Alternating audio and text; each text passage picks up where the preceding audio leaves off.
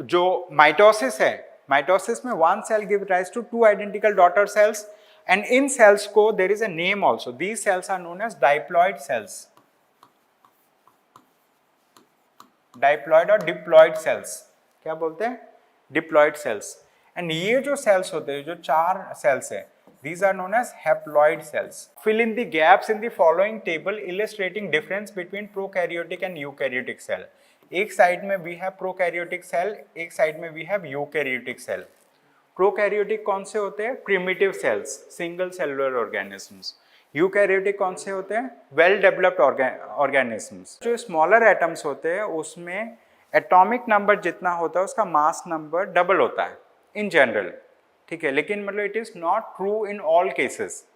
Alright, so yesterday we started the discussion with like last point that we were discussing about, it was what is a cell made up of. We were trying to understand that like what is cell, and we discussed about the cell theory. What was cell theory? Cell theory talked about three important things. One thing was that all living organisms are made up of cells, and second point was cell is the fundamental structural and functional unit of for living beings. Third important point is all cell originate from pre-existing cells. ठीक है, मतलब these were the three important points, and we discussed that there were three people who were involved in cell theory, right? So one person was Sheldon in 1838, then another person 1839, and then Virchow was the person who added the third point. Third point was that all cells exist from originate from pre-existing cells. So that is the thing. And yesterday we also discussed, like what are the structural organization of a cell. Structural organization means what is the structure of a cell, what is there inside a cell. So the first point that we discussed, it was plasma membrane. What was plasma membrane?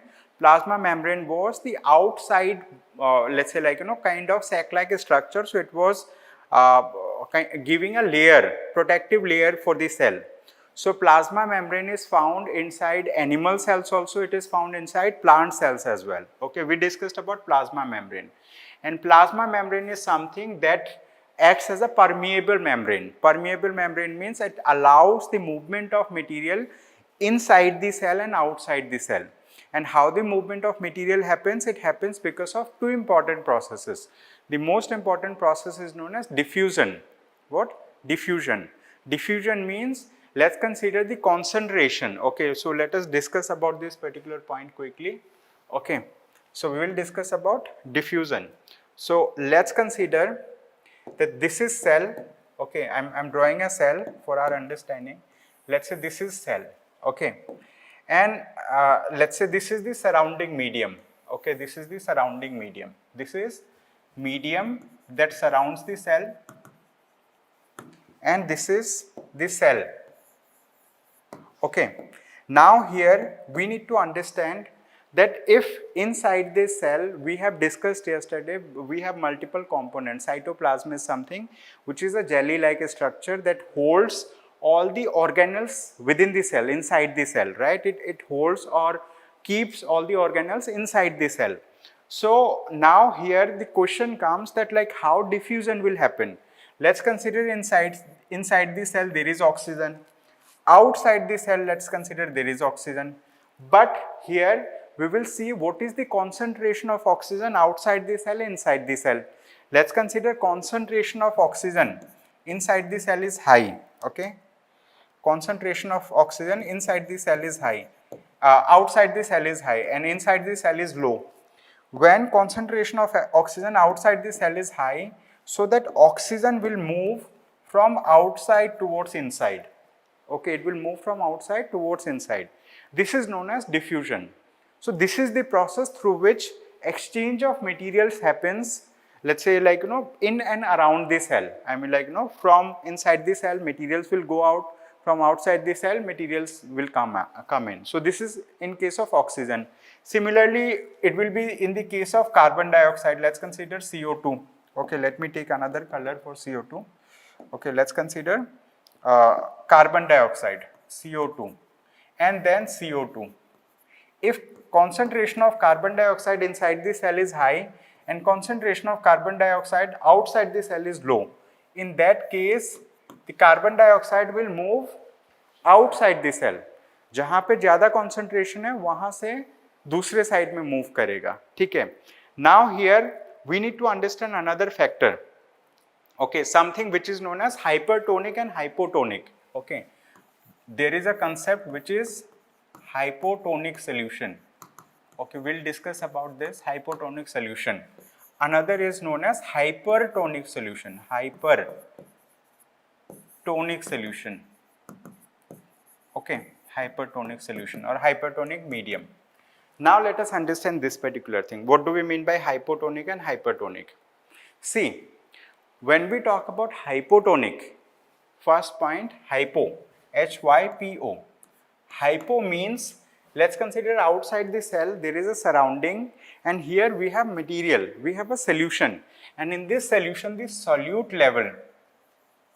Yesterday we discussed what is solute. Solute means the solid component inside the solvent.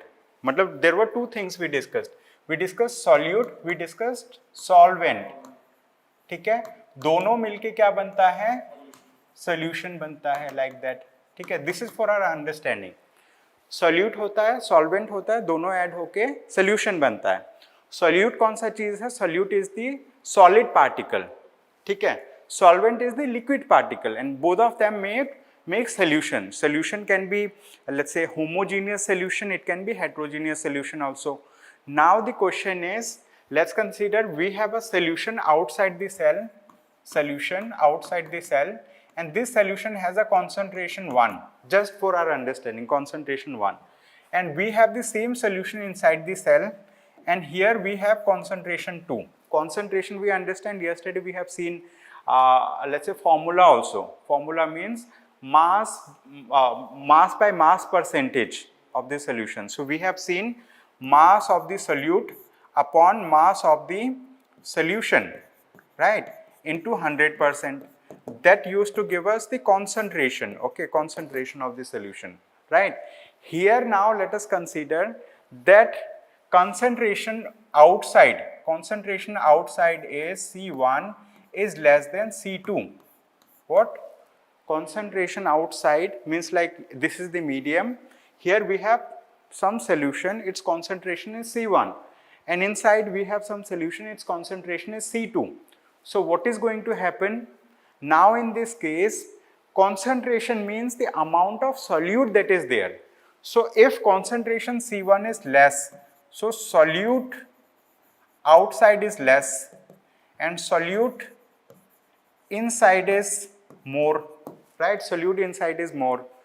So this kind of solution is known as hypotonic solution. जब बाहर का, cell के बाहर का solution में concentrate of solute is less, ठीक है, concentration of solute is less, अंदर concentration of solute is more.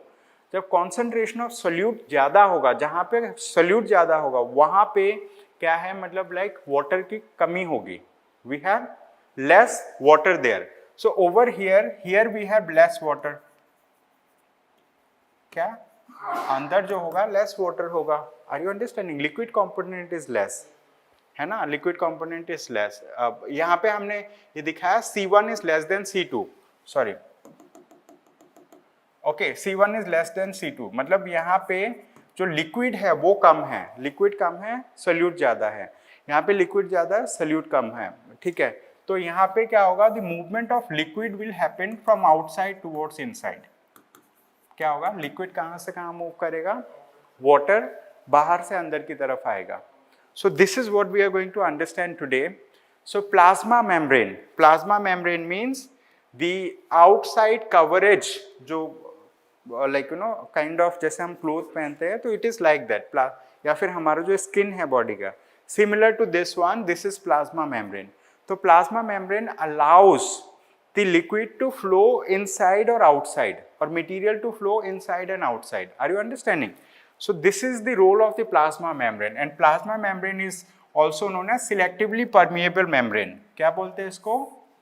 Selectively permeable membrane or semi-permeable membrane. ठीक है. Sometimes it stops the material from movement, sometimes it allows the material to move. ठीक है, it does both the things. Now apart from this, some substances like carbon dioxide or oxygen can move across the cell membrane by a process called diffusion. ठीक है, जो carbon dioxide है ना, oxygen है, वो cell के अंदर बाहर मूव कर सकता है, and this process is known as diffusion, जो हमने अभी देखा है ना, yesterday also we understood about it. ठीक है, so here they have discussed all of it. Hypotonic का मतलब क्या होता है, हाइपरटोनिक का मतलब क्या होता है. So we saw that there is a spontaneous movement of a substance from a region of high concentration to a region where its concentration is low. ठीक है, something similar happens inside the cell also. ठीक है, so here they have mentioned about hypotonic and hypertonic solutions. Okay, I hope you have understood about it. Now with this, what we are going to do is, like we have discussed about it, we have discussed like what will happen. जैसे यहाँ पे there are 3 cases. ठीक है, what will happen if we put an animal cell or a plant cell into a solution of sugar or salt in water. हमारे पास एक animal cell है या plant cell है, जस्ट सेल है, उसमें हम क्या कर रहे हैं, एक लेट्स कंसीडर, वो सेम एग्जांपल हम देख सकते हैं, ये कोई प्लांट सेल है या एनिमल सेल है, ये कोई हमारे पास एनवायरनमेंट है. एनवायरनमेंट मतलब जहाँ पे सोल्यूशन है, सोल्यूशन कौन सा, शुगर सोल्यूशन या salt solution. This is an example so that we can understand what is hypotonic, what is hypertonic. यहाँ पे what will happen if we put an animal cell or a plant cell into a solution of sugar or salt in water. ठीक है, मतलब sugar का solution है या water का solution है, मतलब लाइक सॉल्ट का सोल्यूशन है, ये पानी है, इसमें या तो सॉल्ट डाला हुआ है या शुगर डाला हुआ है. यहाँ पे अगर हम एनिमल सेल को डालते हैं या प्लांट सेल को डालते हैं तो क्या होगा, what's going to happen, whether the water will come inside the cell or it will go outside the cell, whether the solute will come inside the cell or it will not be allowed to come inside the cell, we are going to understand. Here they have discussed about 3 cases. Number 1, if the medium, यहाँ पे पहला case है, if the medium surrounding the cell has higher water concentration than the cell. यहाँ पे कह रहे हैं जो मीडियम है आउटसाइड द सेल, वहाँ पे वाटर कंसेंट्रेशन हायर है. Now we are talking in terms of water. We need to understand कि कौन से कंपोनेंट के टर्म्स में हम बात कर रहे हैं. एक ये वाला सेल है, दिस इज सेल, एंड ये बाहर वाला मीडियम है. यहाँ पे वाटर का कॉन्सेंट्रेशन के बारे में बात करें, वाटर का कॉन्सेंट्रेशन. ठीक है, पहले केस में the medium surrounding the cell has higher water concentration, यहाँ पे पानी बहुत ज़्यादा है एंड सेल के अंदर वाटर कंसेंट्रेशन कम है, तो what will happen, it is saying meaning that the outside solution is very dilute. Dilute का मतलब क्या है कि वहाँ पे पानी ज़्यादा है, सल्यूट कम है, तो डाइल्यूट है. The cell will gain water by osmosis, यहाँ पे सेल के अंदर जो है पानी आएगा by osmosis, and such a solution is known as hypotonic solution. इस सोल्यूशन को क्या बोलेंगे, हाइपोटोनिक. हाइपोटोनिक मतलब जहाँ पे वाटर का कंसंट्रेशन कम है. वाटर के टर्म्स में अगर हम बात करें, वाटर का कंसंट्रेशन जहाँ पे कम है वो हाइपोटोनिक, जहाँ पे वाटर का कंसंट्रेशन ज़्यादा है वो होगा hypertonic. Now we need to understand in terms of what we are talking about. Second, water molecules are free to pass across the cell membrane in both directions, but more water will come into the cell than will leave. The net overall result is water enters the cell and the cell is likely to swell up. ठीक है, अगर hypotonic solution है मतलब बाहर का जो solution है उसमें वाटर का कंसंट्रेशन क्या है, वाटर का कंसंट्रेशन जो है वहाँ पे ज़्यादा है. ठीक है, medium surrounding cell has higher water concentration, ज़्यादा वाटर बाहर है, अंदर कम वाटर है, तो दोनों तरफ मूवमेंट होगा, लेकिन नेट रिजल्ट क्या होगा, ज़्यादा वाटर अंदर की तरफ आएगा. आर वी अंडरस्टैंडिंग, नॉर्मल चीज़. If the medium has exactly the same water concentration as the cell, there will be no net movement of water across the cell membrane. Such a solution is known as isotonic solution. ठीक है, अगर जो बाहर का medium है उसमें water का concentration जितना है, सेल के अंदर भी वाटर का कॉन्सेंट्रेशन उतना ही है, तो in that case what will happen, there will be no net movement of water. Water ना तो बाहर जाएगा ना अंदर आएगा, मतलब लाइक मूवमेंट हो सकता है, लेकिन ओवरऑल जो नेट रिजल्ट होगा कि cell will be like that, जैसा पहले था वैसा ही रहेगा. अगर बाहर वाटर ज़्यादा है, वाटर अंदर आएगा, तो उस केस में क्या होगा, सेल स्वेल अप होगा. Are you understanding, it is going to gain water. Now third case, ठीक है, नाउ सेकंड केस में water crosses the cell membrane in both directions but the amount going in is the same as the amount going out, so there is no overall movement of water. The cell will stay the same size. ठीक है, this was second case. पहले case में बाहर water ज़्यादा था तो water अंदर आ गया, ठीक है, वो हाइपोटोनिक बोला हमने, ठीक है. अब क्या है, आइसोटोनिक. आइसोटोनिक मतलब बाहर जितना वाटर है अंदर भी उतना वाटर है. Now there will be no net movement of water. And third case, if the medium has a lower concentration of water than the cell, meaning that it is very concentrated solution, the cell will lose water by osmosis. ठीक है, अब क्या है, जो बाहर का medium है वहाँ पे वाटर कंसंट्रेशन कम है, मतलब वहाँ पे सोल्यूट ज़्यादा है एंड वाटर कम है, लेकिन अंदर जो है वाटर ज़्यादा है, सेल के अंदर ज़्यादा वाटर है, बाहर वाटर कम है. तो क्या होगा, water will move outside the cell. Although दोनों डायरेक्शन में मूव कर रहे होंगे, लेकिन जो नेट रिजल्ट होगा water will move outside the cell. तो सेल विल श्रिंक. क्या होगा, सेल विल श्रिंक. ठीक है, ऐसा. So this solution is known as hypertonic solution. ठीक है, this solution is known as hypertonic solution. If the medium has lower water concentration of water, medium में, बाहर का मीडियम में वाटर कम है, ठीक है, और तो यहाँ से सेल के अंदर से बाहर जाएगा. बस वाटर देखो कि कहाँ पे वाटर ज़्यादा है, कहाँ पे वाटर कम है. ठीक है, so are you understanding this point? Now I will move to the next page and now I am going to ask you some questions related to this same. ठीक है, हाँ. हाइपोटोनिक सोल्यूशन हम किसको बोलते हैं? हाइपो.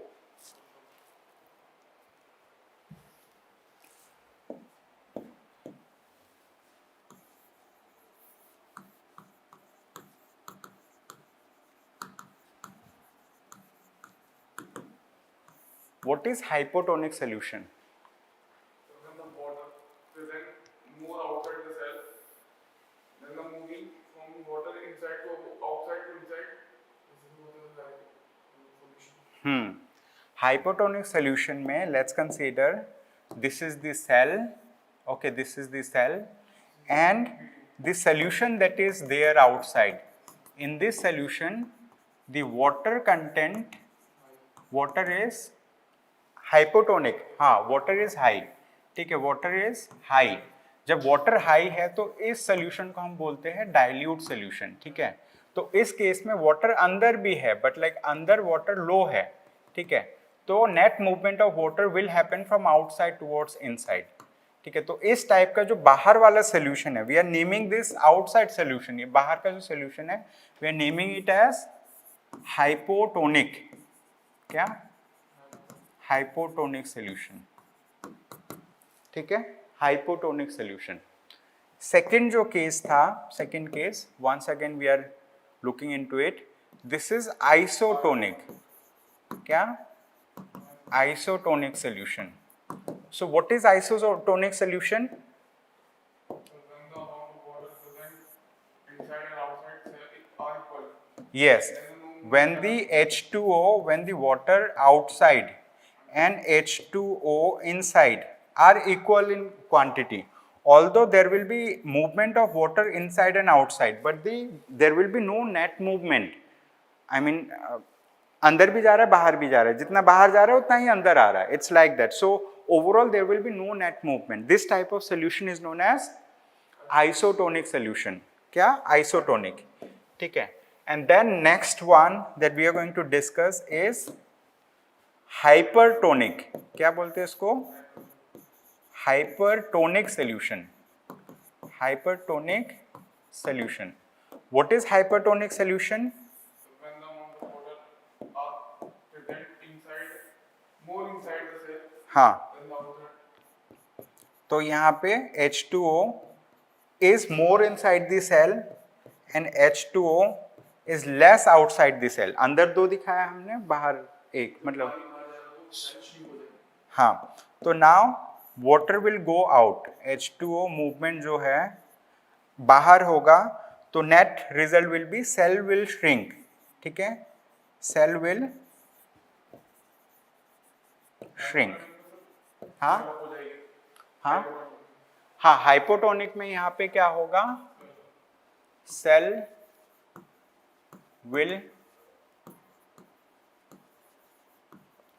स्वेल अप, ठीक है, cell will swell up, ऐसा। तो this is hypotonic, isotonic, hypertonic. Hypotonic में हम मीडियम का देखते हैं, ठीक है, मीडियम में बाहर पानी ज़्यादा है, अंदर पानी कम है, बाहर से अंदर आया, हाइपोटोनिक, ठीक है, मतलब अंदर कम है, बाहर ज़्यादा है तो अंदर आया, ठीक है। हाइपरटोनिक में क्या है, अंदर ज़्यादा है, बाहर कम है तो अंदर से बाहर जाएगा, ठीक है, बाहर से अंदर पानी आएगा तो it's going to swell up, अंदर से बाहर जाएगा इट्स गोइंग टू श्रिंक। अगर there is no net movement of water, what will happen, it will remain of its own size, the size will not change, ठीक है। So we have seen plasma membrane as of now. Second one is cell wall. Yesterday we discussed about cell wall. So what was cell wall? Cell wall is the outer covering in plant cells. Cell wall is found in the plant cells. It is not found in animal cells. Where it is not found in animal cells. So cell wall, in addition to the plasma membrane, plant cells have another rigid outer covering called cell wall. The cell wall lies outside the plasma membrane. The plant cell wall is mainly composed of cellulose. Cellulose is a complex substance and provides, let's say, structural strength to plant. Open the question paper, like yesterday's question paper that you have. Okay. So here we are going to discuss a question. The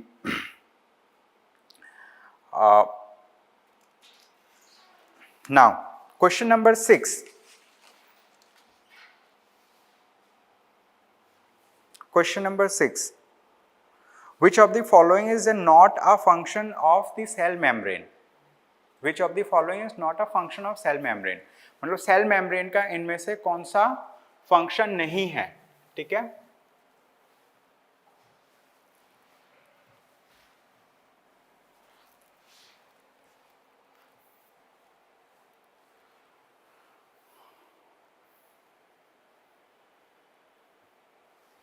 Okay, so now here they have mentioned many things. Transport of materials in and outside the cell, ये function है ना, मतलब transport of material happens, carbon dioxide देखा हमने, oxygen देखा, water देखा, right. Cell recognition and signalling, ये भी फंक्शन है, ठीक है। Maintaining the structural integrity of the cell, ये भी फंक्शन है, लेकिन प्रोटीन सिंथेसिस नहीं होता।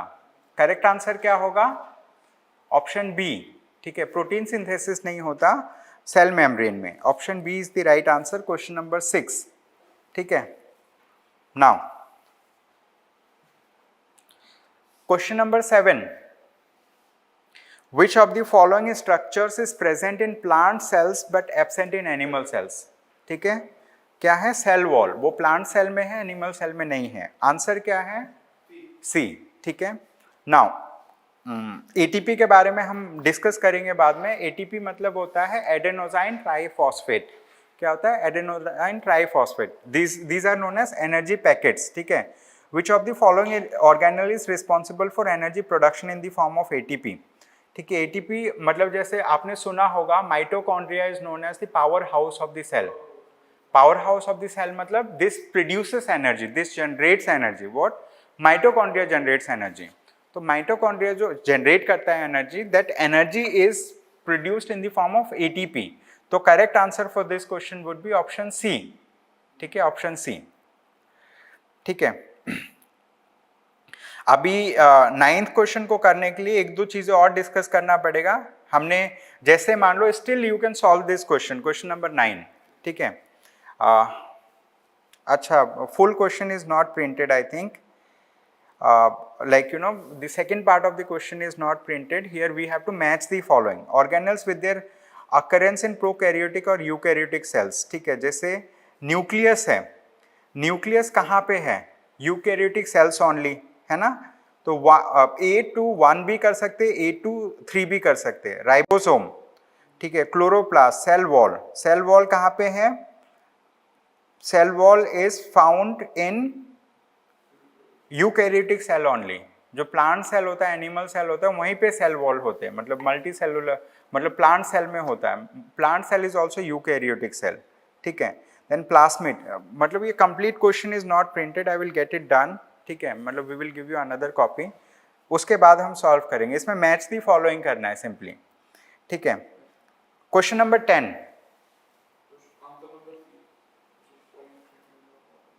हाँ, which of the following statements is not a part of modern cell theory. कौन सा नहीं है?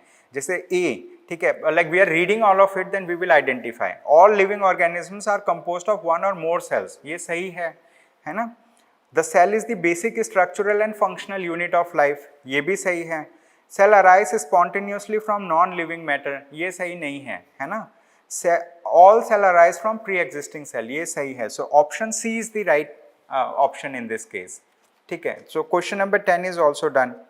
ठीक है. And also yesterday we discussed let's say many things, so we are quickly going to solve all these 10 questions. ठीक है. जैसे question number 1 देखते हैं, शुरू में आ जाओ आप.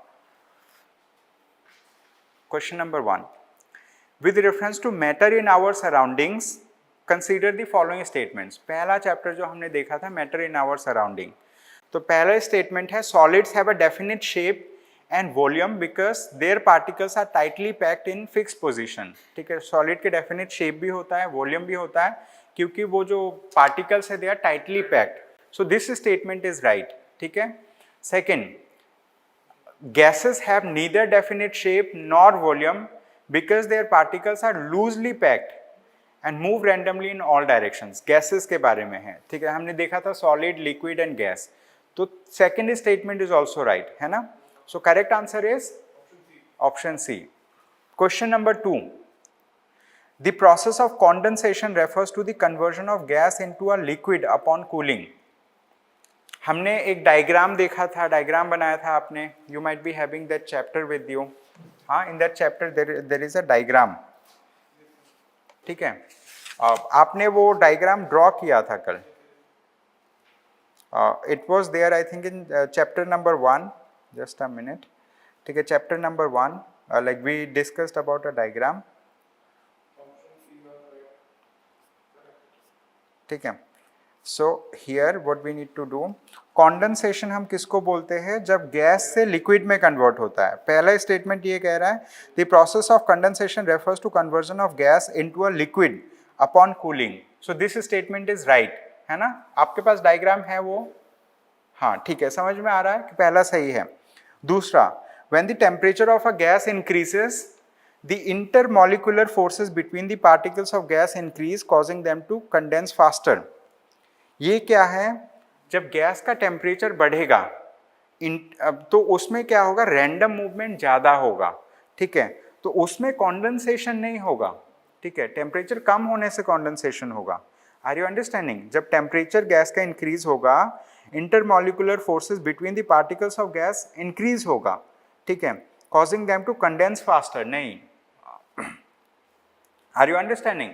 इंटरमॉलिकुलर फोर्सेस इंक्रीज होगा तो मतलब like they will move randomly, तो दे विल नॉट कंडेंस. ठीक है. So second statement is wrong. समझ में आ रहा है? सेकेंड स्टेटमेंट रॉन्ग है. तो करेक्ट आंसर क्या होगा? Only one. ठीक है. Now they are asking which of the following is correct. एक minute, they have done it little wrong. ठीक है.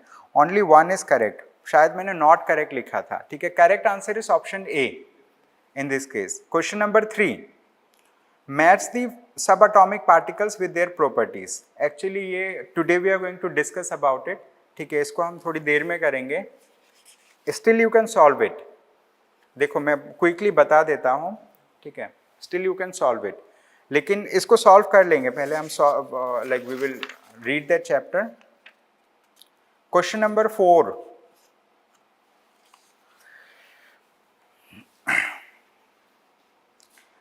the plasma membrane is selectively permeable, allowing certain molecules to pass through while restricting others. Plasma membrane के बारे में बात करें जो हमने पहले डिस्कस किया था, सेल वॉल से जस्ट पहले, उसके बारे में. वो सेमी परमिएबल मेम्ब्रेन है जो कुछ मटेरियल को अलाउ करता है to move inside and outside, and at the same time it stops other material to move inside and outside. ठीक है. प्लाज्मा मेम्ब्रेन का ये सही स्टेटमेंट है. ठीक है. The plasma membrane is composed only of proteins and carbohydrates without any lipids, ठीक है। इसमें प्लाज्मा मेम्ब्रेन में प्रोटीन होता है, कार्बोहाइड्रेट होता है, नाउ दे आर सेइंग कि विदाउट एनी लिपिड, ठीक है। So this statement is wrong because वहाँ पे लिपिड भी होता है, इसीलिए मतलब like after the discussion what you have to do is इसको एक बार पढ़ना है, ठीक है, कि मतलब प्लाज्मा मेम्ब्रेन का like what are the things that plasma membrane is made up of, ठीक है, प्लाज्मा मेम्ब्रेन। तो हमने फंक्शन देखा है यहाँ पे,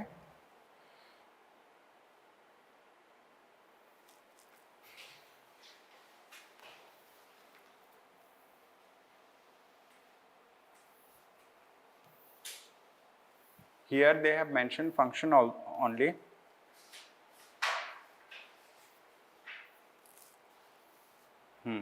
They have not mentioned how the plasma membrane is made up of, ठीक है। तो this is an additional, I mean like reading, जैसे 10th वाला हम पढ़ेंगे, so like you know 10th 11th वाले में in detail it is mentioned, ठीक है। So this is the thing. Then we can solve the question number 5 based on the discussion that we had yesterday. मुझे इसका answer बताओ question number 5 का।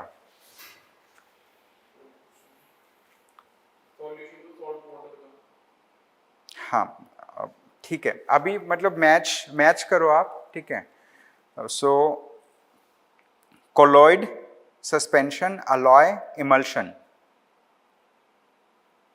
जो clearly पता हो उसको पहले मैच करो। इसमें करना क्या है, मतलब कुछ चीज़ों में ऐसा लग रहा होगा कि ये जो है इसका भी है इसका भी है, ठीक है, लेकिन जो चीज़ क्लियर है उसको पहले करो। जैसे अलॉय है, अलॉय क्या था, हाँ मतलब मेटल, मतलब मोर देन वन मेटल जब हम बनाते हैं एक साथ मिलाते हैं तो उसको अलॉय बोलते हैं। तो डी जो है वो 4 के साथ मैच होगा। डी 4 के साथ आंसर में कहाँ पे मैच्ड है,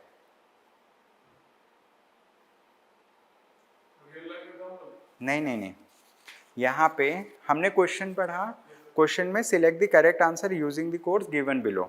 इसमें डी और 4 कहाँ पे मैच्ड है, इसमें सारे ऑप्शंस में देखो,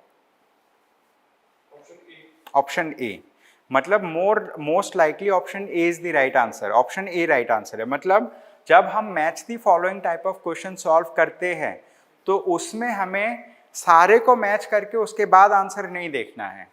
जो हमें लगता है कि ये सबसे करेक्ट है, मतलब this is what I know 100%, उसको मैच करके सोल्यूशन देखो कौन सा मैच कर रहा है। You will arrive at the solution quickly, क्योंकि whenever we are solving the prelims questions, prelims exam में जब हम सॉल्व करते हैं तो वहाँ पे इतने सारे नए इन्फॉर्मेशन होते हैं क्वेश्चन में कि you may let's say get blown up by reading all the questions.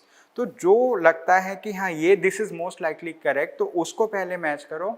You have to minimise the time in solving the question. क्या करना है, टाइम को मिनिमाइज करना, और मिनिमाइज करने के लिए सारे एक एक करके मिलाना नहीं है। जिसका 100% पता है कि यही होगा उसका मैच द फॉलोइंग का ये सबसे अच्छा वो है, ठीक है, ट्रिक है कि अलॉय का ब्रास है, और इसके बाद दूसरा क्या पता है, ठीक है, सस्पेंशन कौन सा है,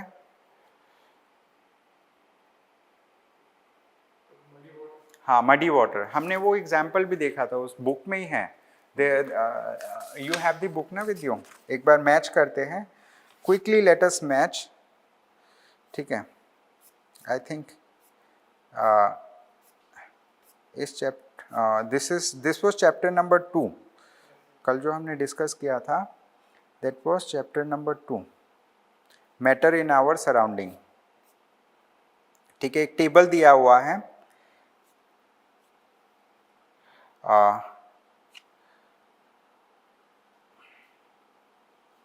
कोलॉइड का एग्जाम्पल देख लो इसमें, कोलॉइड, ठीक है, पेज नंबर 18 बुक में, ओपन पेज नंबर 18।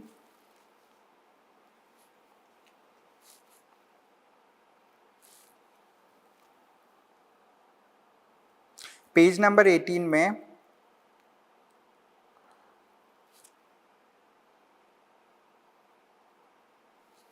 ठीक है,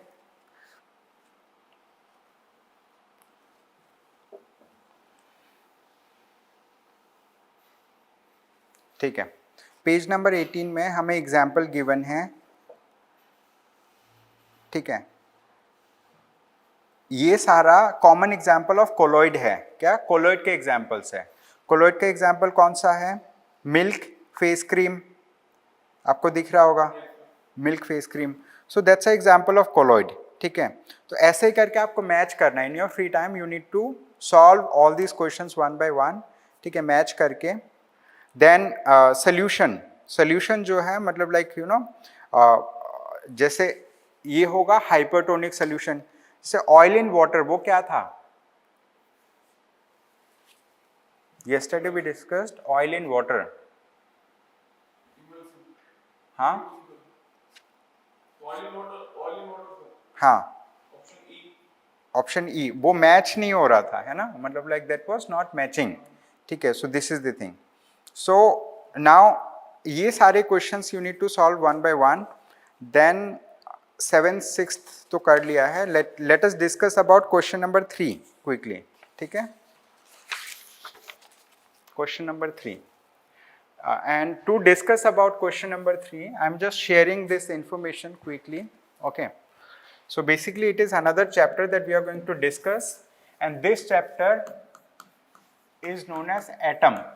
ठीक है, atom and molecules. So atom होता क्या है? In any matter, कोई भी matter होता है, हाँ, chapter name will be, this is 3rd chapter, atom and molecule. ठीक है, we are not starting that chapter, we are just quickly seeing one important thing to solve this question. ठीक है, so what is this question all about? So basically यहाँ पे है क्या? atom. So जैसे हमने देखा in case of living beings में क्या है? The smallest unit was cell. ठीक है, मतलब all living beings are made up of cells. ठीक है, they can be unicellular living being, multicellular living being and all. But non living beings, मतलब anything which is non living, जैसे ये है, all of these things are made up of atoms. Atom is the smallest unit of any matter. कोई भी matter है, non living चीज़ है, वो it is made up of atoms. Atom जो है सबसे छोटा यूनिट है जिसको हम फर्दर डिवाइड नहीं कर सकते, लेकिन क्या है, एटम के अंदर inside the atom there can be some other components, दूसरे कंपोनेंट्स हो सकते हैं एटम के अंदर। कौन से कंपोनेंट्स हो सकते हैं? We are quickly going to see. जैसे मान लो सेल के अंदर हमने देखा था ऑर्गेनल्स होते हैं, न्यूक्लियस होता है, राइट, सेल मेम्ब्रेन होता है, सेल वॉल होता है, we have seen lot of things, और भी चीजें हम देखेंगे आज। ऐसे क्या है, एटम के अंदर भी दूसरी चीजें होती है, लेकिन this is the fundamental smallest unit. ठीक है, जो हर मैटर में मिलता है। No matter what is that matter, कोई भी चीज हो सकता है। एयर में भी एटम्स है। ठीक है, एयर में भी एटम्स है। जैसे मान लो अगर हम ऑक्सीजन के बारे में बात करें तो oxygen is a molecule, O2, 2 atom है ऑक्सीजन के वहाँ पे। नाइट्रोजन में 2 एटम है। ऐसे ही अगर हम ये चेयर के बारे में बात करें, जो लोहा है, ठीक है, आयरन, Fe, ठीक है, it is also an atom, मतलब इसके अंदर भी एटम है।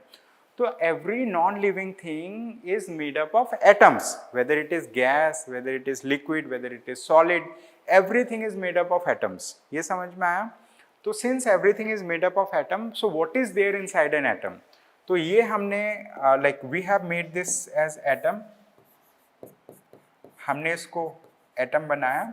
सो एटम के अंदर inside the atom there is a place, and this place is known as nucleus. इस प्लेस को क्या बोलते हैं?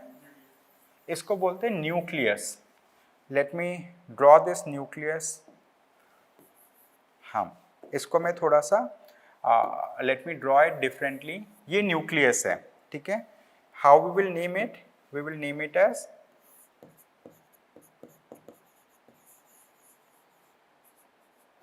न्यूक्लियस। ये समझ में आया? अब जो न्यूक्लियस है, न्यूक्लियस के अंदर क्या होता है? What is there inside the nucleus of an atom? Inside the nucleus there are 2 important components. ठीक है, 2 important component. एक important component है जिसको हम बोलते हैं प्रोटॉन। क्या है? दूसरा important component है जिसको हम बोलते हैं न्यूट्रॉन।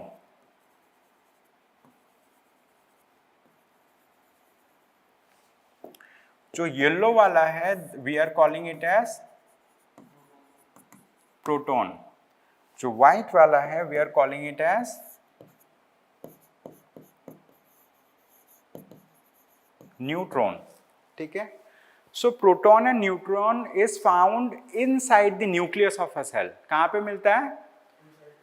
प्रोटॉन एंड न्यूट्रॉन दोनों चीज न्यूक्लियस के अंदर मिलता है, ठीक है। Both of them are found inside the nucleus. Proton में क्या होता है? प्रोटॉन के पास क्या होता है? Proton has a positive charge. क्या होता है? प्रोटॉन के पास पॉजिटिव चार्ज होता है। एंड पॉजिटिव चार्ज के वैल्यू कितना होता है? +1.6 इंटू 10⁻⁻19 कूलम। इतना चार्ज होता है हर एक प्रोटॉन में। कोई भी एटम है उसमें जितना भी प्रोटॉन है, हर प्रोटॉन में इतना चार्ज होगा। पर proton this much positive charge will be there. कोई भी एटम है, ठीक है, जिसमें न्यूट्रॉन है, न्यूट्रॉन में क्या होता है? No charge. इसके अंदर कोई चार्ज नहीं होता है। नो मतलब जीरो, ठीक है। नो मतलब जीरो चार्ज, कोई चार्ज नहीं होता है। लेकिन अगर हम प्रोटॉन के बारे में बात करें, प्रोटॉन में एक और चीज है, प्रोटॉन हैज अ मास। मास का मतलब क्या होता है? Weight. Proton has a weight, has a mass. तो प्रोटॉन के पास जो मास होता है उस मास को हम बोलते हैं 1 एटॉमिक मास यूनिट। एक प्रोटॉन के अंदर जितना वेट होता है, जितना मास होता है, उसको 1 एटॉमिक मास यूनिट बोलते हैं। एक न्यूट्रॉन में भी मास होता है। न्यूट्रॉन के अंदर भी क्या होता है? It also has a mass, ठीक है। This mass is also equivalent to 1 atomic mass unit. कहने का मतलब है न्यूट्रॉन का जितना वेट होता है उतना ही वेट प्रोटॉन का होता है। Proton and neutron they have equal weight, but proton has a positive charge, neutron has no charge, and both proton and neutron are found inside the nucleus. क्या कहाँ पे मिलते हैं?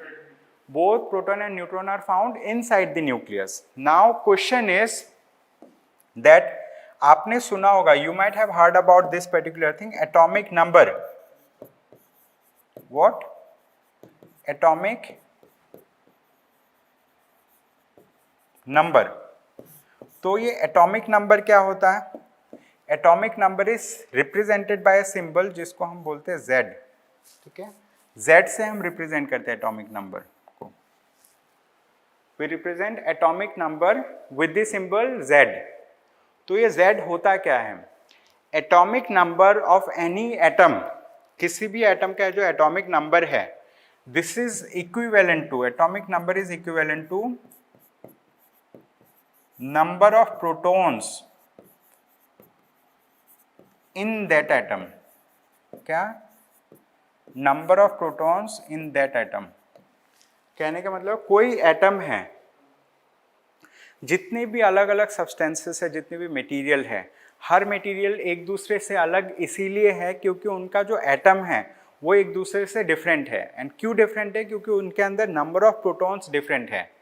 जितना नंबर ऑफ प्रोटॉन आयरन के अंदर होगा उतना ही नंबर ऑफ प्रोटॉन एल्यूमिनियम में नहीं होगा, ठीक है।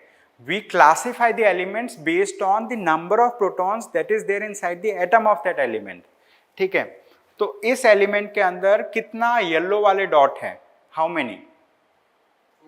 4। तो इसका एटॉमिक नंबर कितना होगा? 4।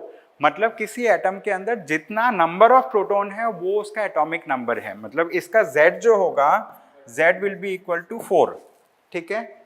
Z will be equal to 4, ठीक है। एंड मास नंबर क्या होता है? एक और चीज होता है, जैसे हमने एटॉमिक नंबर देखा, there is another concept which is known as mass number. क्या बोलते हैं? Mass number. So mass number, mass number कौन से सिंबल से रिप्रेजेंट करते हैं? A से। What is the mass number? किसी भी एटम का जो मास नंबर है, मास नंबर जैसे मास नंबर A है, A is equal to number of protons plus number of neutrons.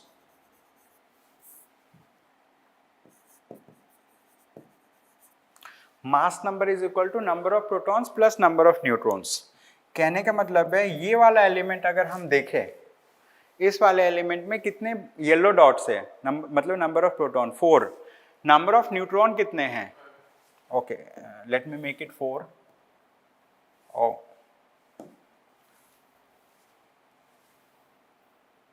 Okay, ठीक है। जनरली क्या है, जो स्मॉलर एटम है, स्मॉलर एटम के अंदर एक को मैं कैंसिल कर देता हूँ, just a minute.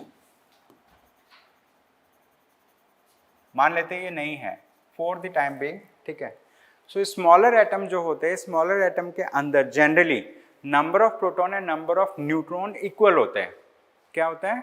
Number of proton and number of neutron are equal in case of smaller atoms. लेकिन बिगर एटम्स में ये जरूरी नहीं है। We will discuss about it, उनको we give different names also, ठीक है, we will discuss about it. तो इस केस में नंबर ऑफ प्रोटॉन्स कितने होंगे? 4, नंबर ऑफ न्यूट्रॉन कितने होंगे? 4, तो एटॉमिक नंबर कितना है? 8। इन जनरल जो स्मॉलर एटम्स होते हैं उसमें एटॉमिक नंबर जितना होता है उसका मास नंबर डबल होता है इन जनरल, ठीक है। लेकिन मतलब it is not true in all cases, ठीक है, वेरिएशन भी हो सकता है। तो एटॉमिक नंबर इसका 4 है, मास नंबर इसका 8 है। Mass number is equal to number of proton plus number of neutron, ठीक है। अब क्या है, ये प्रोटॉन और न्यूट्रॉन को एक साथ न्यूक्लियॉन्स बोलते हैं। There is a term, general term which is known as nucleons. What is the term? It is known as nucleons. This is the general term, nucleons. So what is nucleon? Nucleons are elements, right, subatomic elements that are found inside the nucleus of a atom. Nucleus के अंदर जो चीजें मिलती हैं उनको बोलते हैं nucleon. लेकिन we have to discuss one more thing, and वो हमें क्या डिस्कस करना है? These are known as electrons, ठीक है। इलेक्ट्रॉन्स कहाँ पे मिलते हैं? Electrons are found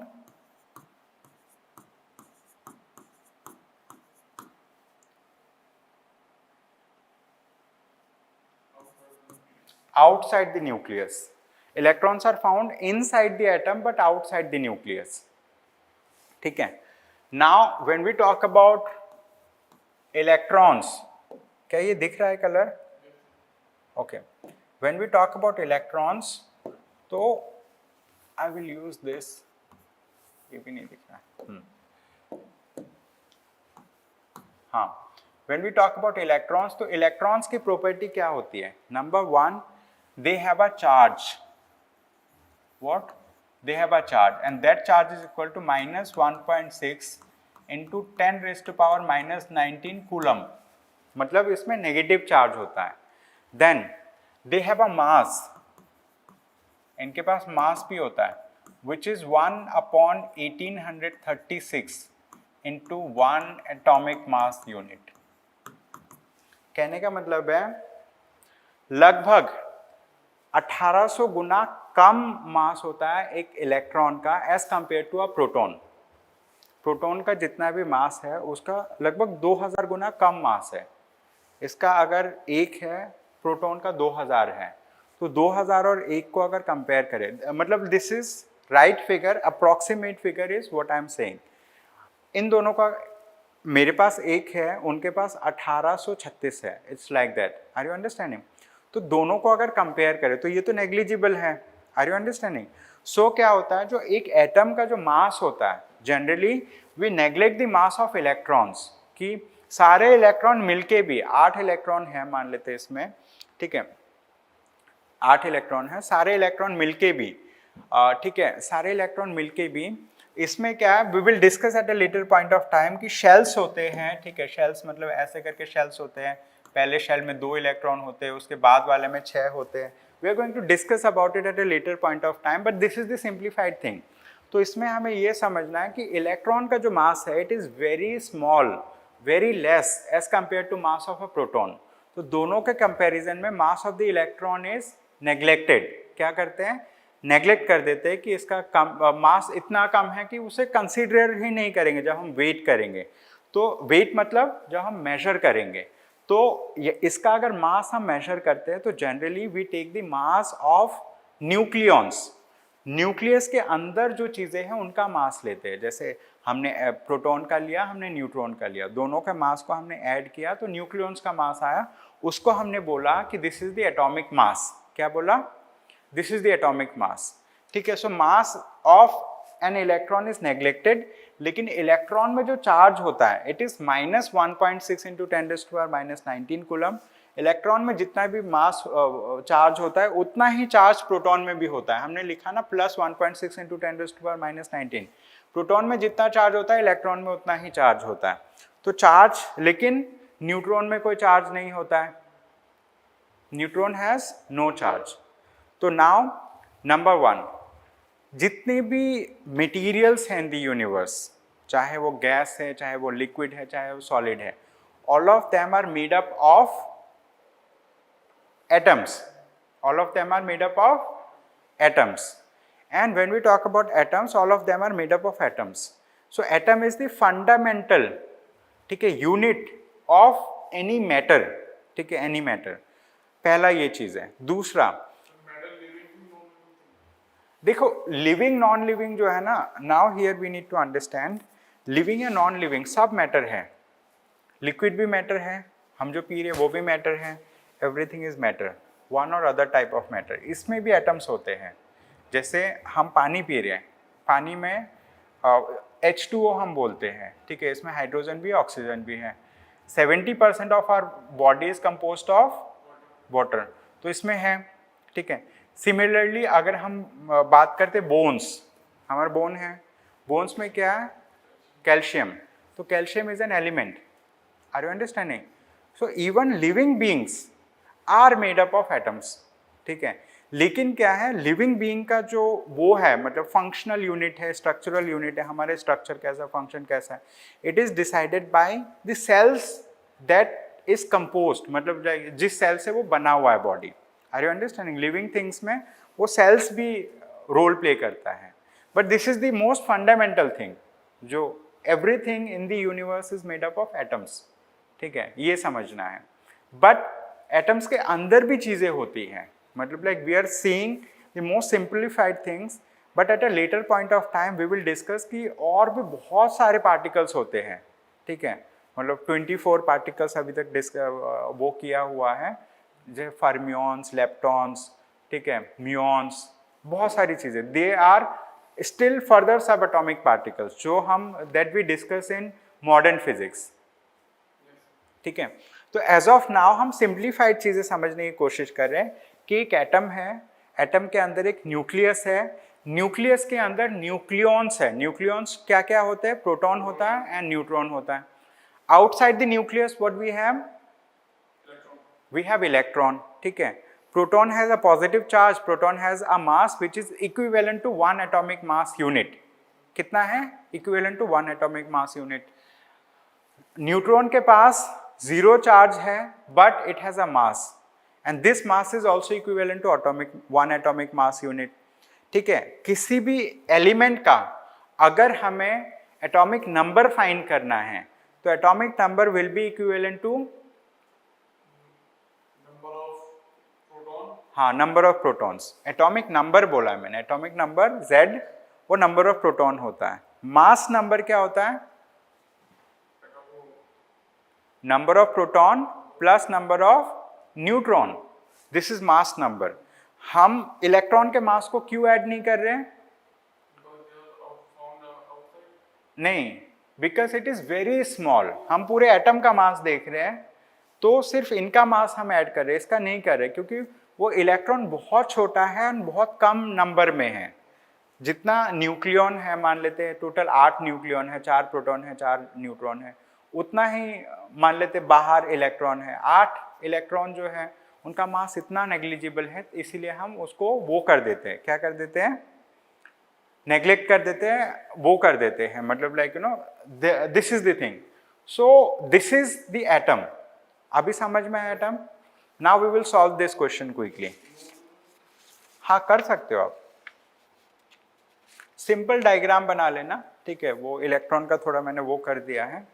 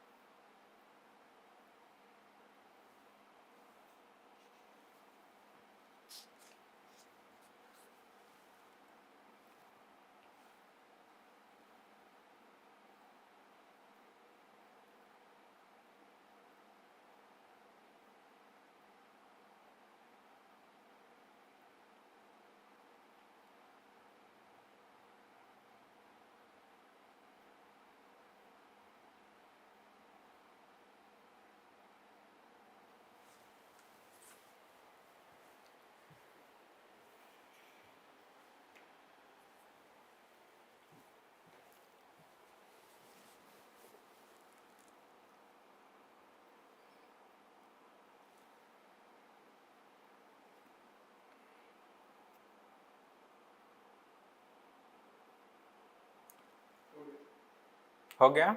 okay, now we will solve question number 3. See question number 3 from the test paper. Okay, so proton, so positively charged होता है, found inside the nucleus, है ना? तो A will be matched with option 3. मतलब option 3 मतलब वो right side में जो थर्ड है ना? Then B neutron. न्यूट्रॉन क्या होता है?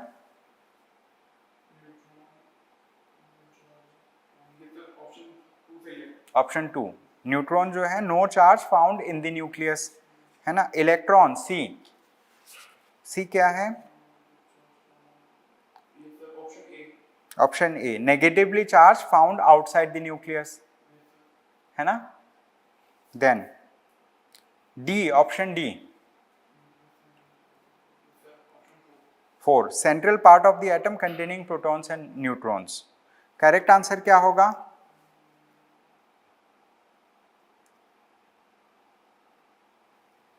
देखो इनमें आपको क्या करना है, कोई भी पहले एक मैच कर लो. जैसे प्रोटॉन है, प्रोटॉन थर्ड था, ए का 3 था, है ना? ए का 3 ऑप्शन में कहाँ पे है? ए में है, ठीक है, ए इज द राइट आंसर. तो इस तरीके से हम सॉल्व करेंगे, ठीक है? एक को भी सही से पकड़ लिया, उसके बाद मतलब गो टू दी सोल्यूशन, सी कौन सा ऑप्शन हो सकता है. एक दो और क्रॉस चेक कर लो ताकि ये है कि गलती ना हो, ठीक है? दिस क्वेश्चन इज सॉल्व्ड, ठीक है? Now we will move to this part, back to biology once again.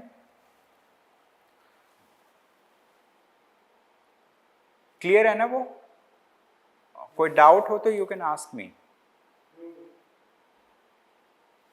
No doubt ना?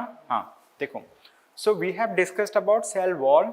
सो what was cell wall? Cell wall is found in the plant cells. This is the outermost covering in a plant cell. It is not found in animal cells, ठीक है? It is not found in prokaryotic cells also. Prokaryotic मतलब जो primitive cells है. Cell wall is found in eukaryotic cells. Eukaryotic मतलब multicellular organism. जो plant cells है, it is also made up of multiple cells. कैसे multiple cells? उसके अंदर बहुत टाइप के सेल्स होते हैं. जाइलम होता है, फाइलम होता है, मतलब like you know lot of types of cells it has. तो this is the thing. So we have cell wall, we discussed, ठीक है? सेल वॉल समझ में आया. Yesterday we discussed about nucleus also. Nucleus क्या होता है? Nucleus is found in let's say like living cells also, it is found in atomic cells also. Atomic cell वाला nucleus का कंसेप्ट अलग है, ठीक है? There we have protons and neutrons. यहाँ पे न्यूक्लियस जो है, this is the central part of a living let's say living cell, ठीक है? लिविंग सेल का सेंट्रल पार्ट जो है वो न्यूक्लियस है. एंड न्यूक्लियस के अंदर यस्टरडे वी डिस्कस्ड, यहाँ पे क्रोमोसोम्स होते हैं. मतलब inside the living cell we have chromatin. Chromatin मतलब ऐसे ऐसे कुछ रफ शेप में चीज़ें होती है, ठीक है? एंड जब सेल डिवाइड होने लगता है तो it converts into chromosomes. And inside the chromosome मतलब न्यूक्लियस के अंदर क्रोमाटिन होता है, उसके अंदर क्रोमोसोम्स होते हैं. Inside the chromosomes we find DNA. क्या होता है? DNA. DNA is deoxyribo nucleic acid, ठीक है? Deoxyribo nucleic acid. डीएनए हम इतना इंपॉर्टेंट क्यों मानते हैं? बिकॉज डीएनए बहुत सारे फंक्शन परफॉर्म करता है. And also some specific strands of the DNA is responsible for carrying forward the genetic information from the parents to their offsprings.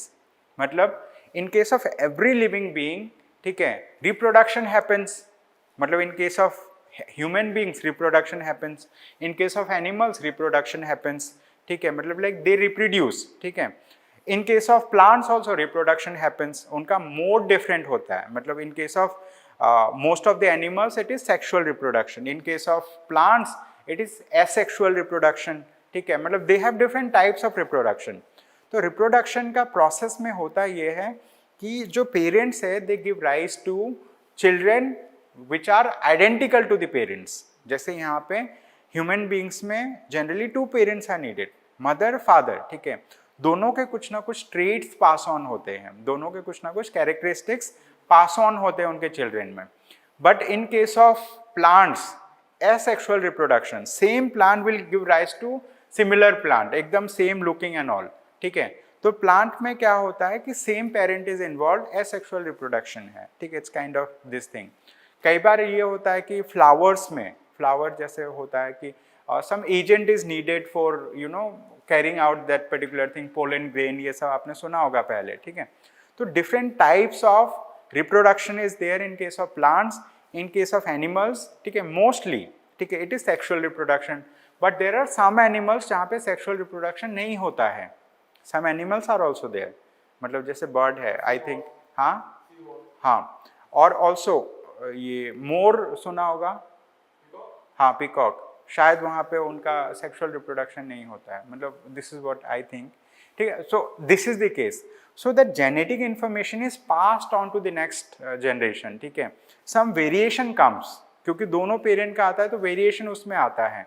So later on we will discuss about, ठीक है, later on हम discuss करेंगे कि how genetic information is carried forward over hundreds of generations, ठीक है। तो इसमें क्या है, जितना ज़्यादा वेरिएशन आएगा उतना ही ज़्यादा वो स्ट्रांग होता है, उतना ही ज़्यादा एडेप्टेबल होता है to survive in the environment, ठीक है। और वेरिएशन जिनका बहुत कम हुआ है ओवर द टाइम पीरियड, ठीक है, तो उसमें क्या हुआ है, वेरिएशन कम होने की वजह से, so they are not suitable for let's say like you know surviving in the thing. जैसे मान लेते हैं in human beings also, for example if you talk about some religions, ठीक है, सम रिलीजन या सम काइंड ऑफ सेक्ट, तो कहीं पे ये होता है कि they do marriage within their own caste और within their own thing, तो उस केस में क्या वेरिएशन नहीं आता है। For example you might have heard about Parsis, जो पारसी लोग होते हैं, so they marry among Parsis only, Parsi वाले जो है ना बाहर मैरी नहीं करते, they do not marry outside. जब वो बाहर मैरी नहीं करते तो क्या होता है, वेरिएशन नहीं आता उनके जीन्स में, मतलब जैसे है मतलब सिमिलर जीन्स जाएंगे, ज़्यादा वेरिएशंस नहीं आता, तो क्या है, इट इज़ कंसीडर्ड दैट कि मतलब जो पारसीज है मतलब उनके मतलब दे आर नॉट, क्या बोलते हैं कि as immune to diseases as other people are, ठीक है। एंड हिंदूज में जैसे होता है कि मतलब दे ऑलवेज मैरी, ठीक है, most of the time they always marry outside their caste, they मतलब आउटसाइड देयर गोत्र, जैसे होता है ना गोत्र होता है कि हाँ इस गांव के लोगों में शादी हो गई नहीं आपस में, या आपको अगर अपनी लड़की की शादी करना है, लड़के की शादी करना है, आपको बाहर करवाना पड़ेगा, इट्स लाइक दैट। तो उससे क्या है कि ऑल्दो पहले ये सारे कंसेप्ट नहीं थे, but now things are being linked, ठीक है, जेनेटिक्स के साथ, ठीक है, जितना ज़्यादा वेरिएशन आता है, ठीक है, उतना ही ज़्यादा मतलब वो सर्वाइवल के लिए फिट होता है, इट्स लाइक दैट, ठीक है। तो एंडोगेमी बोलते हैं शायद, ठीक है, it's like that. So is it understood? So nucleus जो है, nucleus is in case of animal cells, or let's say like in case of living being cells, living cells. Now here we are talking about, जैसे like yesterday we discussed about deoxyribonucleic acid, ये कहाँ पे मिलता है DNA?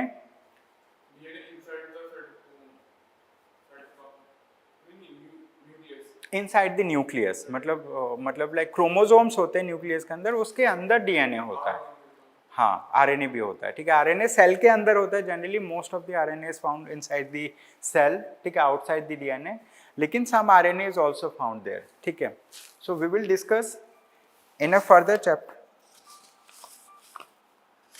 We will discuss in a further chapter, ठीक है, in detail about structure of DNA RNA, उनके बीच में डिफरेंस क्या होता है। And this is the example of a prokaryotic cell. Prokaryotic cell कौन से होते हैं?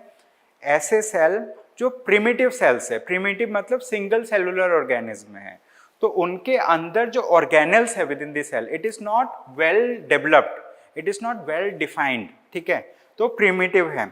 तो यहाँ पे न्यूक्लियस ना होकर न्यूक्लियोइड होता है, something which is similar to nucleus but not as developed as a nucleus, तो इनको न्यूक्लियोइड बोलते हैं। They have a cell wall kind, they have a plasma membrane, ribosome, this is a prokaryotic cell, single cellular organism, ठीक है, single cell है, लेकिन क्या cell के अंदर सेल ऑर्गेनल्स होते हैं। यहाँ पे सेल ऑर्गेनल्स बहुत ज़्यादा डेवलप नहीं है, लेकिन it is like that. Cell का मतलब ये नहीं कि वो अकेला ही है, उसके अंदर भी छोटी छोटी छोटी चीज़ें होती हैं, तो that makes it a complete thing in it self, ताकि वो सारे एसेंशियल फंक्शन कर सके। एसेंशियल फंक्शन कौन कौन से होते हैं?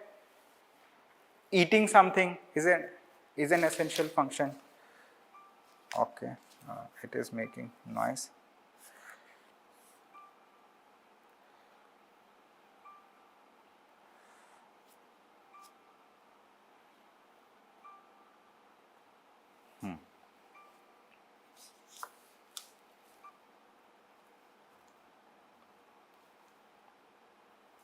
ठीक है. So are we understanding this particular part कि क्या है? Then we have cytoplasm. Quickly write down about cytoplasm. Cytoplasm.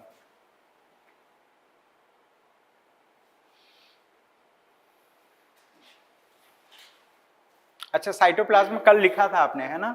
कल लिखा था. तो साइटोप्लाज्म क्या था?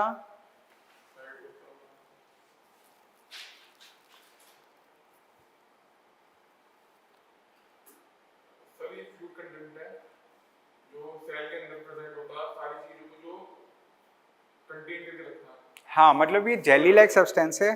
सेल के अंदर जितनी भी ऑर्गेनल्स है इसी में सस्पेंडेड रहता है, ऐसा जेली मतलब जो होता है ना. हाँ, तो ये साइटोप्लाज्म बोलते हैं. This is the fluid content. ठीक है, it is called cytoplasm. The cytoplasm is the fluid content inside the plasma membrane. Plasma membrane के अंदर जो फ्लूइड कंटेंट होता है वो होता है क्या? साइटोप्लाज्म. ठीक है, so this is the thing. And now यहाँ पे what we are going to do is we are going to compare prokaryotic cell and eukaryotic cell. ठीक है, so this is a kind of question that we are going to solve. ठीक है, fill in the gaps in the following table illustrating difference between prokaryotic and eukaryotic cell. एक side में we have prokaryotic cell, एक side में we have eukaryotic cell. Prokaryotic कौन से होते हैं? Primitive cells, single cellular organisms.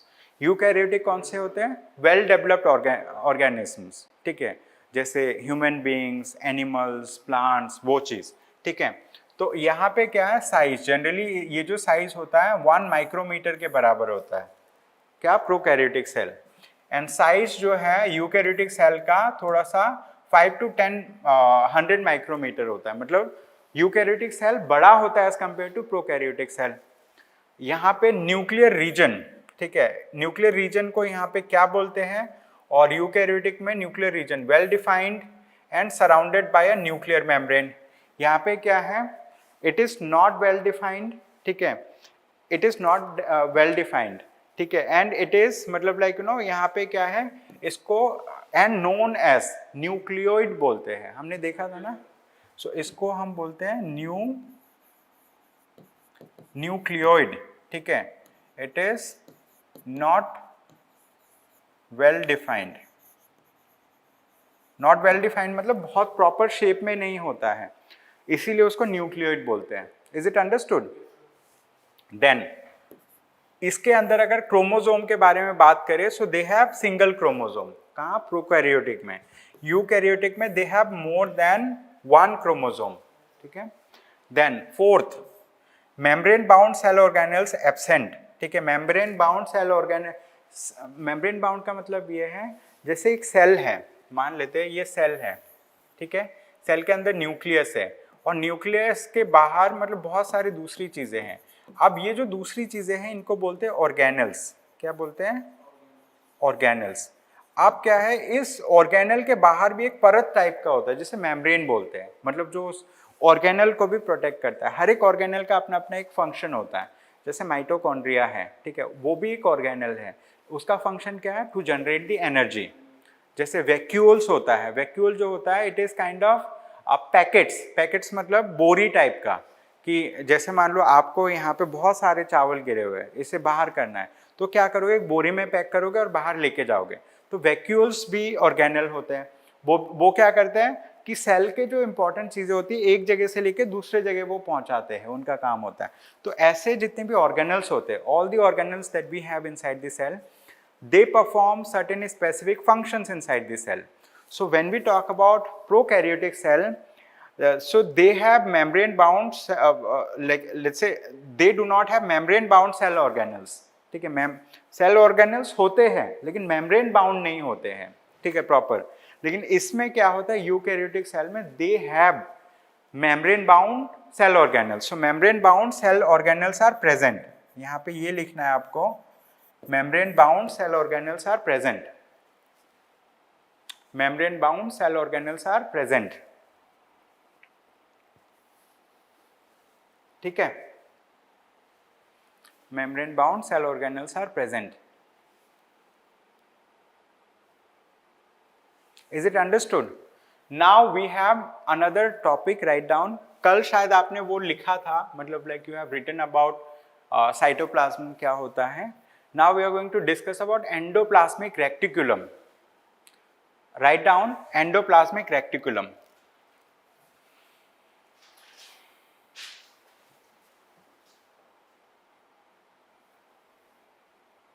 ठीक है.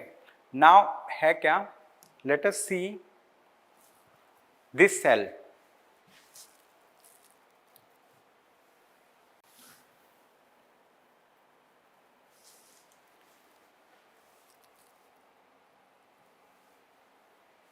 Is this cell visible? Okay. So what is there? This is an animal cell, right? This is an animal cell. So इस cell के अंदर you need to identify where is endoplasmic reticulum.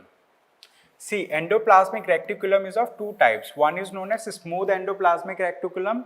Another is known as rough endoplasmic reticulum. क्या है? Rough endoplasmic reticulum. ये smooth endoplasmic reticulum is looks like this in case of animal cells. And it looks the rough endoplasmic reticulum looks like this. अब दोनों के बीच में difference क्या है? स्मूथ एंडोप्लाज्मिक रेक्टिकुलम के ऊपर रफनेस नहीं है. यहाँ पे देखो रफ एंडोप्लाज्मिक रेक्टिकुलम जो ये है इसमें कुछ ना कुछ ये लगे हुए हैं, ये dot dot dot dot. Are you seeing this thing? ये जो है it plays some important function. मतलब endoplasmic reticulum are of two types, rough endoplasmic reticulum, smooth endoplasmic reticulum. Rough endoplasmic reticulum plays very important roles. ठीक है, जैसे for example protein वगैरह synthesis होता है रफ एंडोप्लाज्मिक रेक्टिकुलम में. ठीक है, and it is helped by these small rough textures that is there on the endoplasmic reticulum. So endoplasmic reticulum is also an organelle in a cell. ये क्या है? एक organelle है सेल के अंदर. तो we are quickly going to write down about this organelle. ठीक है, write down endoplasmic reticulum. Endoplasmic reticulum is a large network of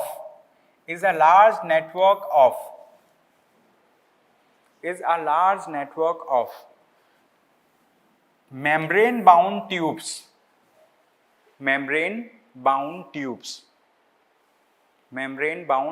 and sheets.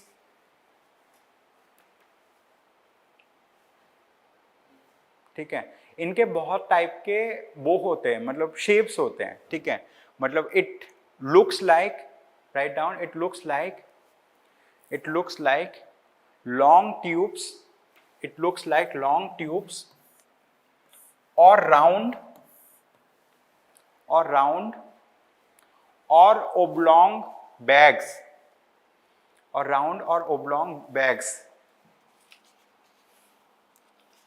or vesicles.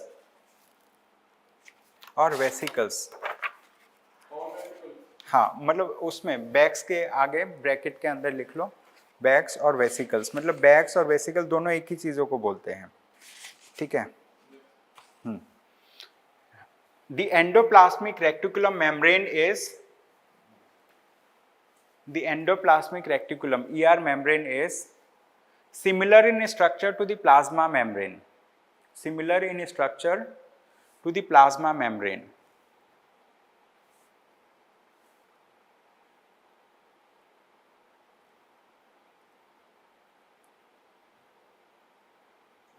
इस लाइन को आप समझो. जो सेल होता है, जैसे हमने देखा था एनिमल सेल है, एनिमल सेल का सबसे आउटर कवरिंग को प्लाज्मा मेम्ब्रेन बोलते हैं. ठीक है, प्लांट सेल में क्या है? प्लांट सेल में उसके ऊपर भी एक मेम्ब्रेन है जिसे हम बोलते हैं सेल वॉल. क्या बोलते हैं? Cell wall. लेकिन एनिमल सेल में सेल वॉल नहीं होता है, प्लाज्मा मेम्ब्रेन होता है आउटसाइड, है ना. यहाँ पे क्या है, when we talk about endoplasmic reticulum, इसका भी एक आउटर लेयर होता है. एंडोप्लाज्मिक रेक्टिकुलम के ऊपर भी लेयर होता है, और वो लेयर जो है ये सिमिलर होता है. This layer is similar to the plasma membrane. जो पूरे सेल के बाहर जो हमारा मेम्ब्रेन बना हुआ है, ठीक है, उस एंडोप्लाज्मिक रेक्टिकुलम के बाहर भी ऐसा मेम्ब्रेन बना हुआ होता है. नहीं समझ में आया? देखो, ये समझो, ये पूरे बिल्डिंग के बाहर कोई पेंट किया हुआ है. मान लेते हैं कोई पेंट किया हुआ है. कौन सा पेंट, कोई ब्लू कलर का पेंट है, ठीक है, और ये वाला रूम है, इस रूम के बाहर भी अगर हमने ब्लू कलर का पेंट किया तो क्या क्या बोलेंगे, जो पूरे बिल्डिंग के बाहर का जो कलर है, पेंट है, या जिस चीज़ से हमने ढका है उसी चीज़ को इस रूम को भी उसी चीज़ से हमने ढका है। Are you understanding? तो what we are talking about कि ये पूरा सेल है, ये पूरा सेल है, सेल के आउटर वाला जो मेम्ब्रेन है उसको हम क्या बोल रहे हैं, प्लाज्मा मेम्ब्रेन। प्लाज्मा मेम्ब्रेन, इसके अंदर न्यूक्लियस भी है, इसके अंदर दूसरे दूसरे ऑर्गेनल्स भी हैं, एंड एक ऑर्गेनल जो है जिसको हम बोलते हैं एंडोप्लाज्मिक रेक्टिकुलम। क्या बोलते हैं? तो एंडोप्लाज्मिक रेक्टिकुलम के बाहर भी मेम्ब्रेन बना हुआ है। मेम्ब्रेन मतलब प्लाज्मा मेम्ब्रेन जैसा बना हुआ है, ठीक है, जो मतलब मेम्ब्रेन मतलब कवर बना हुआ है जो प्लाज्मा मेम्ब्रेन जैसा दिखता है। Is it clear now? तो endoplasmic reticulum membrane is similar in structure to the plasma membrane, ठीक है, प्लाज्मा मेम्ब्रेन जो ओवरऑल सेल के बाहर है। There are two types of endoplasmic reticulum. कौन कौन से हैं? There are two type of endoplasmic reticulum.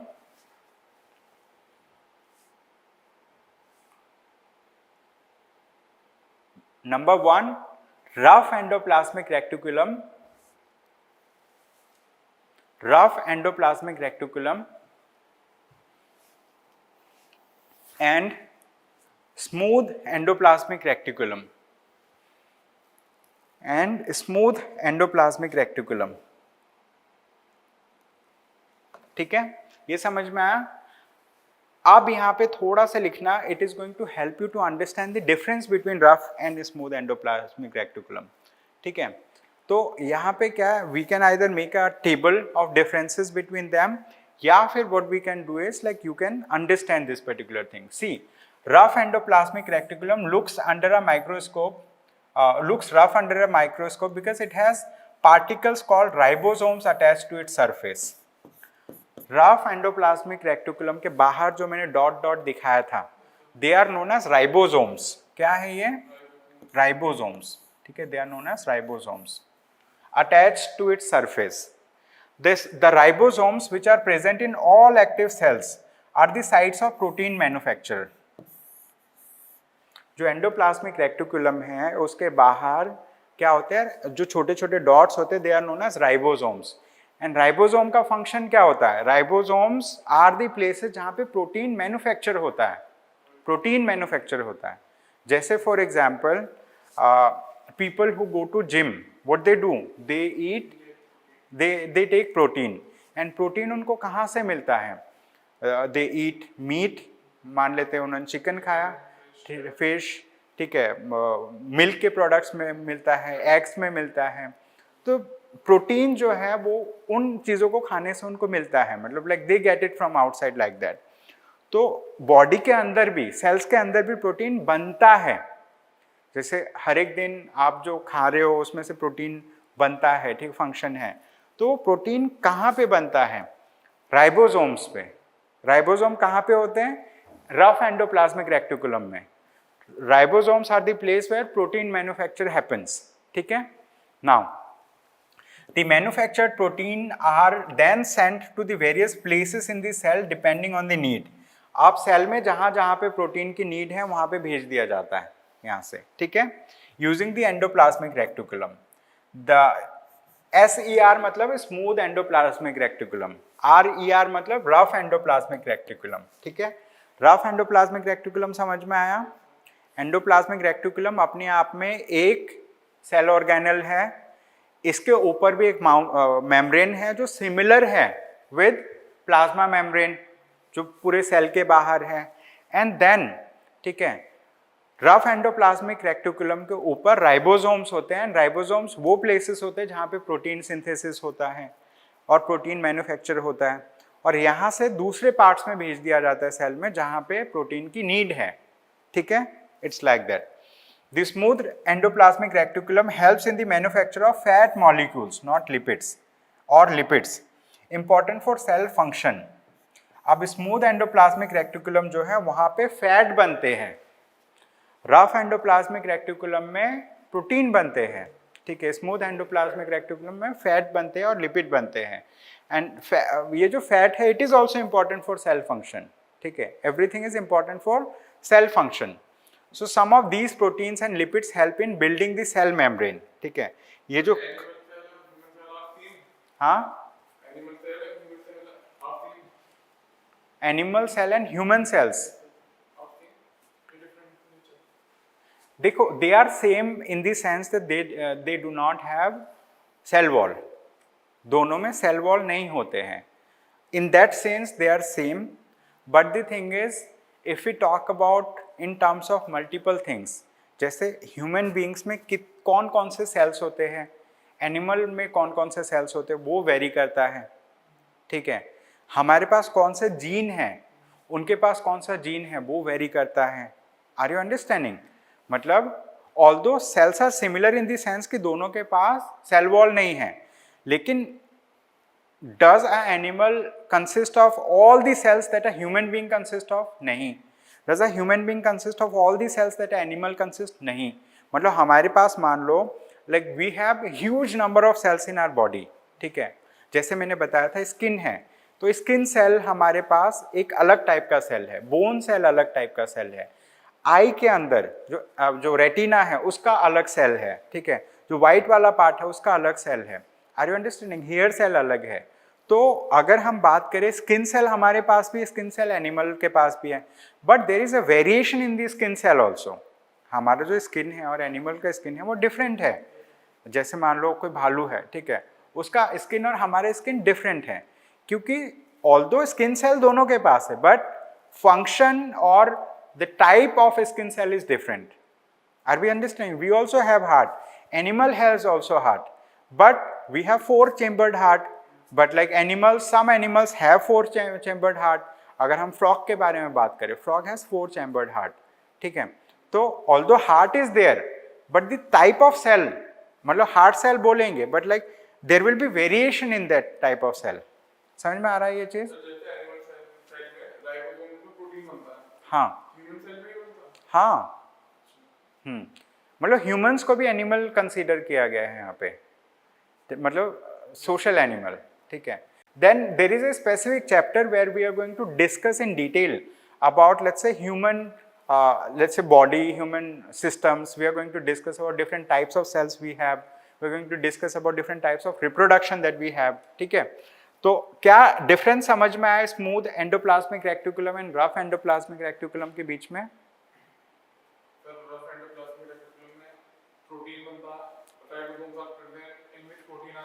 हाँ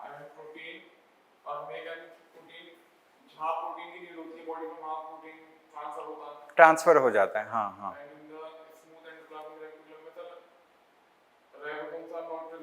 हाँ, फैट बनता है, फैट और लिपिड्स आर मेड, ठीक है। So this is the basic difference, ठीक है। And then some of these proteins and lipids help in building the cell membrane. यही इन्हीं में से कुछ जो प्रोटीन्स होते हैं और लिपिड्स होते हैं, यही हेल्प करते हैं उस पूरे सेल का जो मेम्ब्रेन बनाने में। Are you understanding? वो जो पूरा सेल है, सेल का जो आउटर मेम्ब्रेन है, प्लाज्मा मेम्ब्रेन, उसको बनाने में यही एंडोप्लाज्मिक रेक्टिकुलम ही हेल्प करता है, क्योंकि इनके पास भी वही स्ट्रक्चर होता है, वो ट्रांसफर करते रहते हैं, धीरे धीरे वो बन जाता है आउटर वाला। Are you understanding? And this process is known as membrane biogenesis. क्या बोलते हैं? मेम्ब्रेन बायोजेनेसिस, मतलब मेम्ब्रेन का बनना। बायोजेनेसिस और सिंथेसिस दे आर सेम, ठीक है। Some other proteins and lipid function as enzymes and hormones, although endoplasmic reticulum varies greatly in appearance in different cells, it always forms a network system. अब क्या अलग अलग cell में, जैसे हमारे पास ब्लड सेल्स है, हमारे पास वो हर एक टाइप का जो सेल है, हर सेल में एंडोप्लाज्मिक रेक्टिकुलम होता है, लेकिन उनका जो लुक होता है, how they look, it is different. लेकिन क्या है, endoplasmic reticulum makes a network also. Network मतलब एक दूसरे से जुड़े हुए होते हैं, कनेक्टेड रहते हैं, ठीक है। तो जो भी प्रोटीन सिंथेसिस होता है वो ट्रांसफर करने में आसानी होती है इनको, ठीक है। So this is the thing. Now let us discuss about some other things, cell organelles, ठीक है। So let us discuss about cell organelles.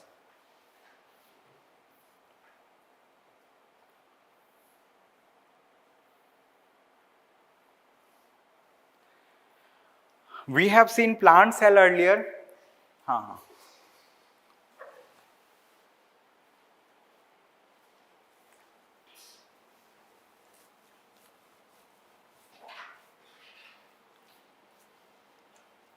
Okay, we are taking just 2-3 minutes break.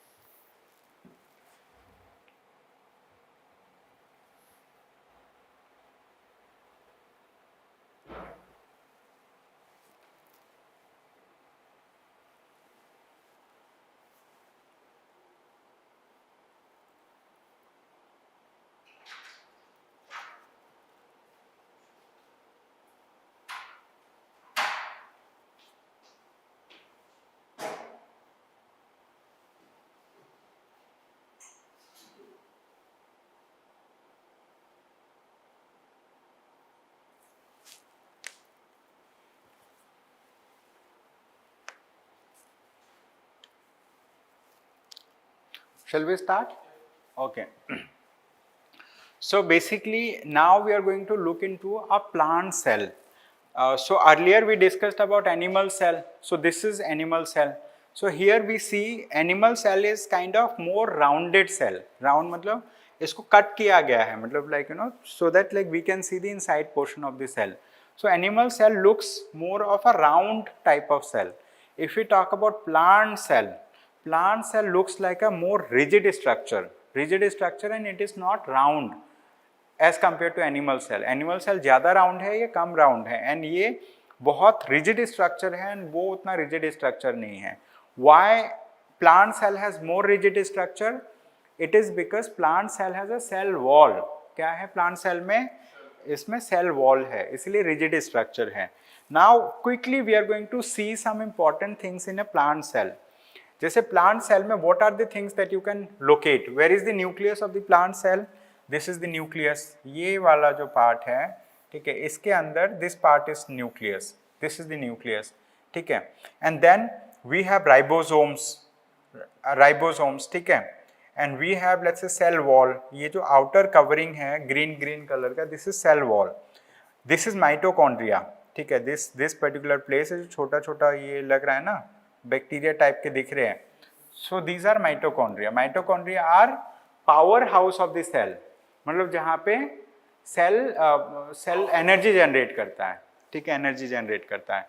Then we have let's say nuclear envelope. Nuclear envelope का मतलब है envelope we know, चिट्ठी हम भेजते हैं, envelope होता है. तो न्यूक्लियर एनवेलप का मतलब है न्यूक्लियर को जो कवर करके रखता है, ठीक है. This is nuclear envelope. Plasma membrane कहाँ पे? सेल वॉल के जस्ट अंदर वाला जो पोर्शन है उसको प्लाज्मा मेम्ब्रेन बोल रहे हैं. बाहर वाला सेल वॉल, अंदर वाला plasma membrane. Then we have let's say smooth endoplasmic reticulum, ठीक है. We have rough endoplasmic reticulum. Endoplasmic reticulum we understood about it.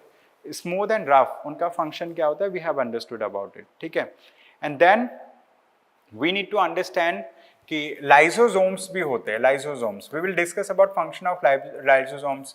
Chloroplast, you see this is chloroplast, green pigmentation. You might have heard about chloroplast in the past also. Chloroplast का काम क्या होता है? Photosynthesis करना.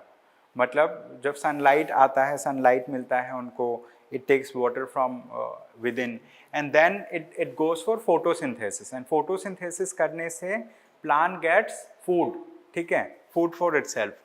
तो उस food को, that food is then converted into energy by mitochondria, ठीक है. तो माइटोकॉन्ड्रिया दो जगह पे होते हैं. कहाँ पे होते हैं? Mitochondria is present outside the nucleus, जैसे हम यहाँ पे देख रहे हैं. Inside the nucleus also mitochondria is found, ठीक है. इनसाइड द न्यूक्लियस जो होता है उसे हम बोलते हैं क्या बोलते हैं, like you know, inside the nucleus भी होता है, ठीक है, mitochondria. So we will discuss about it, ठीक है, at a later point. Maybe शायद वो 11th स्टैंडर्ड में आएगा. So this is the thing. So this is the structure of a plant cell. ठीक है. Now we need to understand about another thing which is known as Golgi apparatus. Golgi apparatus. अब इसका नाम Golgi क्यों पड़ा? Because of this particular person जिनका नाम Golgi था, ठीक है, गोल्गी. इनका नाम है Camillo Golgi. So Camillo Golgi, he was a kind of doctor, ठीक है. He studied medicine at the University of Pavia. And उसके बाद जो है ही continue to work in Pavia at the hospital of saint Marto, ठीक है. किसी हॉस्पिटल में काम करते थे, वहाँ पे उन्होंने एक लेबोरेटरी बनाया एंड उस लेबोरेटरी में कुछ ऑब्जर्व किया, ठीक है. उनका जो वर्क है it was of great importance because he was revolutionary method of staining individual nerve and cell structures. This method referred to as black reaction. And using this method he understood, let's say like you know, some important part in the cell, and उसको हम बोलते हैं Golgi apparatus. क्या बोलते हैं? Golgi apparatus. So what is Golgi apparatus, ठीक है. सो write down, quickly लिख लो, बिकॉज दीज आर ना so many things and it becomes confusing. So in the first place when we are discussing, उस time पे अगर आप लिख लोगे so you will be able to remember also, ठीक है. Golgi apparatus comma first described by Camillo Golgi. Consist of a system of membrane-bound vesicles.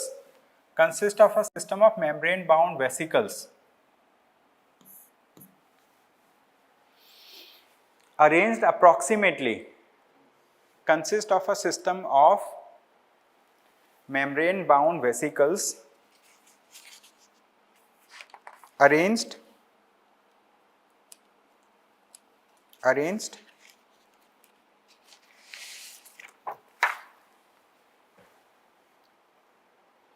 approximately parallel to each other, arranged approximately parallel to each other in stacks called cisterns. In stacks called cisterns.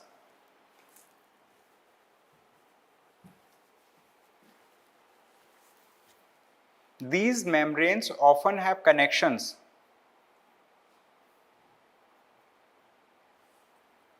These membranes often have connections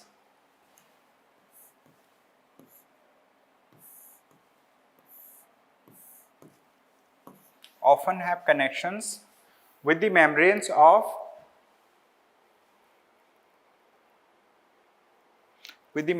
of endoplasmic reticulum.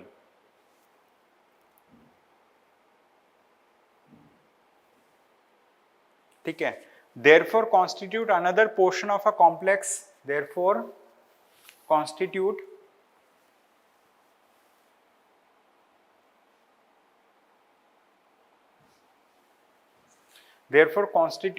another portion of a complex cellular membrane, another portion of a complex cellular membrane system.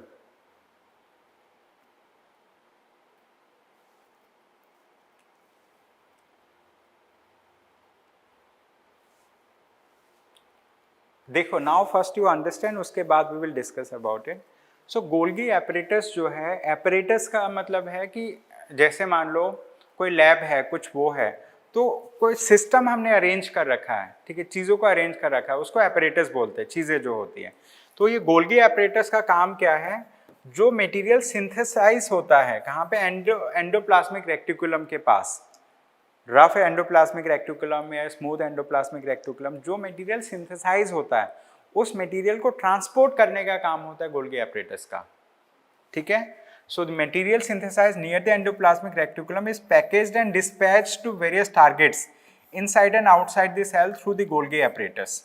ठीक है, मतलब cell के अंदर, cell के बाहर जो चीज़ें transport होता है वो ट्रांसपोर्ट होता है गोल्गी एपरेटस के थ्रू. ठीक है, गोल्गी एपरेटस के थ्रू. ये गोल्गी एपरेटस आप समझो, it is kind of road और it is kind of pipe.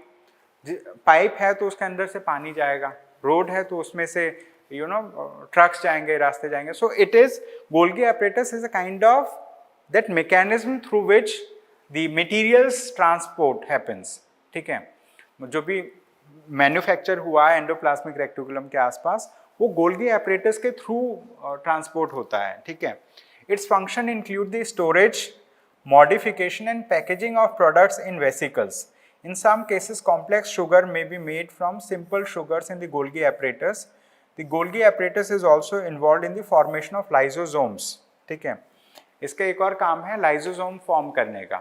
Golgi apparatus helps in the formation of lysosomes. ठीक है, क्या हमें समझ में आया Golgi apparatus क्या है? Golgi apparatus is connected with endoplasmic reticulum. Endoplasmic reticulum में प्रोटीन सिंथेसिस होता है, फैट सिंथेसिस होता है. ठीक है. So they are transported to other parts of the cell and to outside the cell through Golgi apparatus. ये चीज है. Golgi apparatus plays important role in the formation of lysosomes also. Now we are going to understand about lysosomes as well. क्या lysosomes?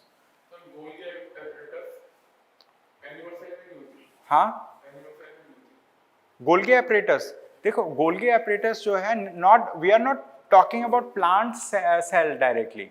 Animal cell and plant cell का just photo दिया हुआ है. We are talking in general. हर cell में होता है ये, प्लांट सेल में, एनिमल सेल में, हर जगह पे होता है.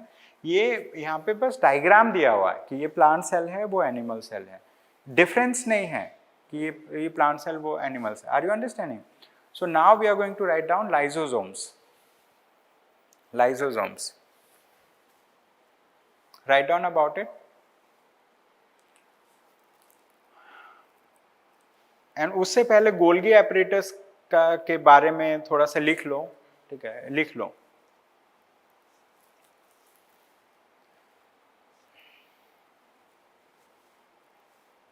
The material synthesized near the endoplasmic reticulum, the material synthesized near the endoplasmic reticulum, near the endoplasmic reticulum near the endoplasmic reticulum is packaged and dispatched to various targets inside and outside the cell through Golgi apparatus.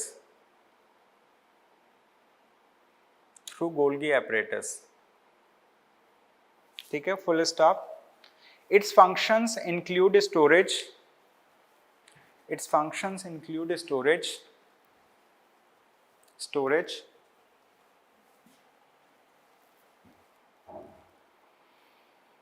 comma modification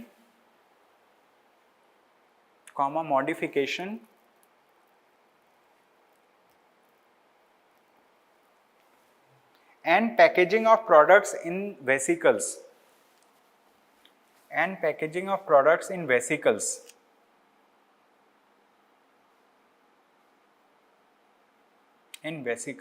Full stop. In some cases, comma, complex sugars may be made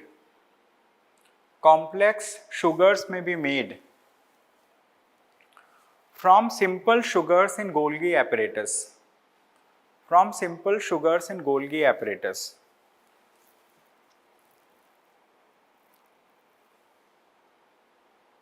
Full stop. The Golgi apparatus is also involved in the formation of lysosomes.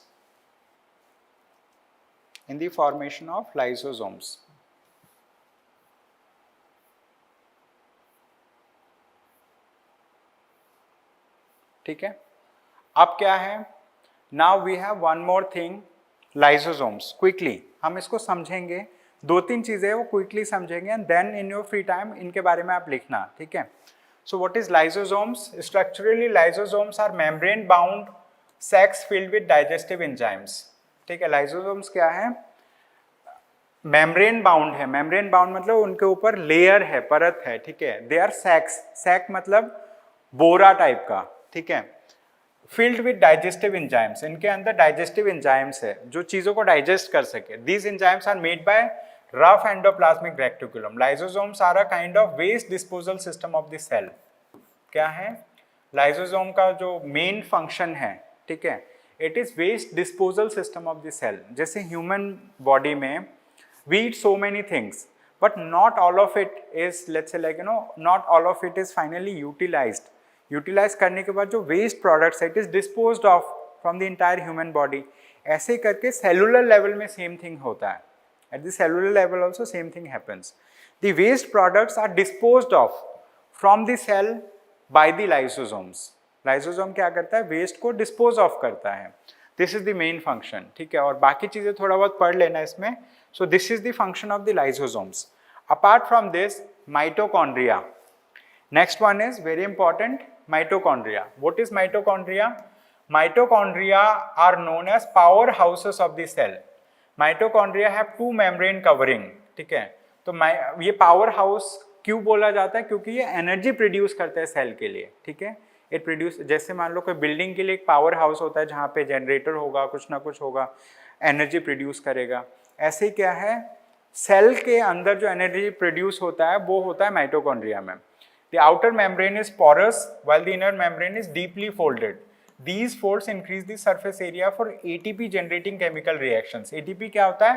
Adenosine triphosphate. Adenosine triphosphate जो है ये एक type का molecule होता है and which is kind of let's say energy packets. ठीक है, the energy required for various chemical activities needed for life is released by mitochondria in the form of ATP. ATP अपने आप में energy packet होता है और ये mitochondria release करता है ATP को. ठीक है, आफ्टर देन माइटोकॉन्ड्रिया समझ में आया आपको? After then we have plastid. What is plastids? Plastids are present only in plant cells. Plastids कहाँ पे मिलते हैं? सिर्फ प्लांट सेल में मिलता है. These are two types. There are 2 types of plastids. One is chromoplast, coloured plastid and leucoplast, white और colourless plastid, दो टाइप के प्लास्टिड होते हैं, सिर्फ प्लांट सेल में मिलता है। वन इज क्रोमोप्लास्ट जो कलर वाला है, एंड देन ल्यूकोप्लास्ट जो वाइट कलर का है।